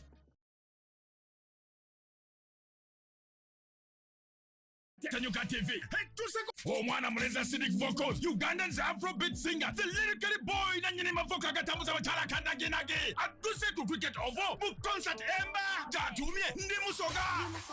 Good Friday ngina kuzomweza 3 Agosto. Emitwale ebiri. Diepe mtwale 5. Emeze emilioni 2. Ono mwana mreza acidic vocal. Ajasi ndogomye miziki. Nimbwa. Yesiga memamba. Urikaimba kona komanyi. Cricket ovo to jinjuze. Yimwa numiro olulimi olusoga muliwa. Wafumbirwa busoga. Oinaye mukwano gw'omusoga oli musoga wa musoga musaleko n'obuwala obuva dinda nga bucakala buwoza nife abasasula lente ate twamala twasula mu ndongo oba enumba tusasula yaki Friday nga 3 August Cricket Oval acidic vocals ndi musoga bitegekeddwa Abitex Promotions biwagidwa You Get Tuned Tanyuka TVs ne Mama Baba Entertainment Limited. Whatever sport you enjoy, Sport Action on NBS Sport has you covered. Whether you want to support the Uganda Cranes or our netball team, golf or athletics, both domestic sporting events in Uganda and international sporting events in which Ugandans compete are the subjects of our attention. What are you still holding out for? Catch all the excitement on Sport Action by tuning to NBS Sport, brought to you by MTN, the #1 supporter of Ugandan sports.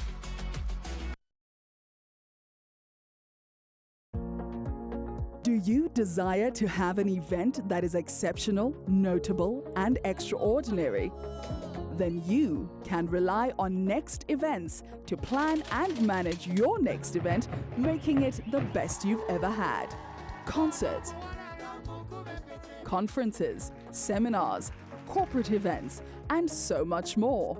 We specialize in making your event the best in the industry. And with our LED screen mounted digital trucks and on-ground activation expertise, your event is sure to become the talk of the town. Contact us today for your next event.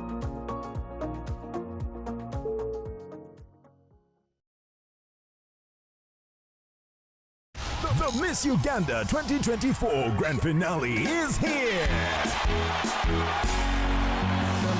28 finalists, 1 crown. On Saturday, 3rd of August at 7 p.m. Sheraton Hotel. True Ugandan Beauty will be spiced up with glamour and entertainment from the legendary Maddox Matimba. The biggest in the business, the Maestro Band, and Jackie Chandiru. The show will broadcast live exclusively on Makula Chika on Star Times at 7 p.m. Come, let's celebrate Ugandan beauty. Sponsored by VNA, Alemzed, Comform, Nanjing Hotel, Kira Motors, Sheraton, Uganda Airlines, and lead sponsors Dress Textiles and U-Home. Miss Uganda 2024, True Ugandan Beauty. Outreach Entertainment and Explosion Africa presents Afro Explosion Uganda, featuring the legendary Awilo Longomba. Friday, August 30th, 2024 at Arapac Beach Resort in Arua, and Sunday, September 1st, 2024 at Laston Garden in Masaka. Plus, DJ Zahara Toto, DJ Suna Ben, Stabwa Natoro, Shanks Vivi D, and Chance Nalubega. Arua's hottest stars, Monopoly Bad Character, Freeboy, Zigzag Boys, and the Keiko. Tickets are available at Quicket.com at 30K, 100K, 1M, and 3M for VIP tables Arua, and 20K, 100K, 500K, and 1M for VIP tables in Masaka. For more information, please call 075-311-8889. Sponsored by Mighty Rise, Quicket, Sanyuka TV,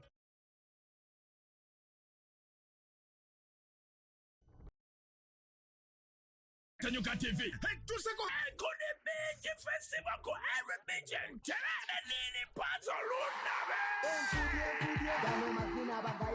Ya kama tebabi uli akati mugenda kusula katuanise mikono wa Gurante Liga over 19 na 18 August kwa every beji.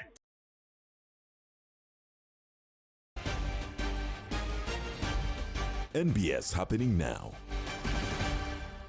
Of documents to ensure authenticity. On the other hand, however, this is juxtaposed by the risk of curtailing the liberty of an applicant. That being the case, I find the need for verification of documents by the prosecution necessary, but this shall be done after the applications have been considered. In the event that the state finds that any of the documents presented is not authentic, this court still has the power to cancel the bail granted against such document. I shall therefore go ahead to consider the applications. Generally, in objection, there was an objection relating to lack of proof of employment. A look at the bail guidelines as submitted by Counsel Secondee does not require presentation of documents to prove the employment status of a surety. What is important in considering substantiality of sureties according to the bail guidelines is proof of a fixed place of abode,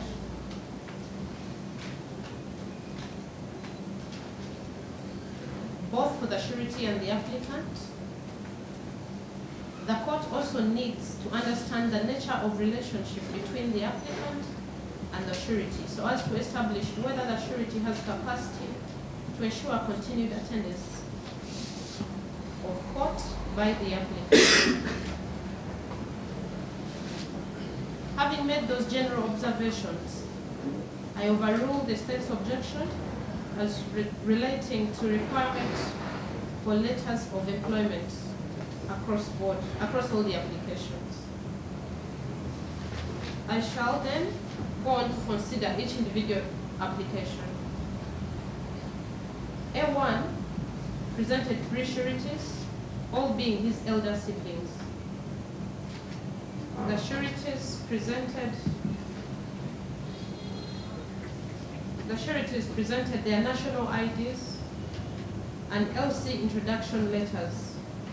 A1 also presented a letter of introduction from his fixed place of abode.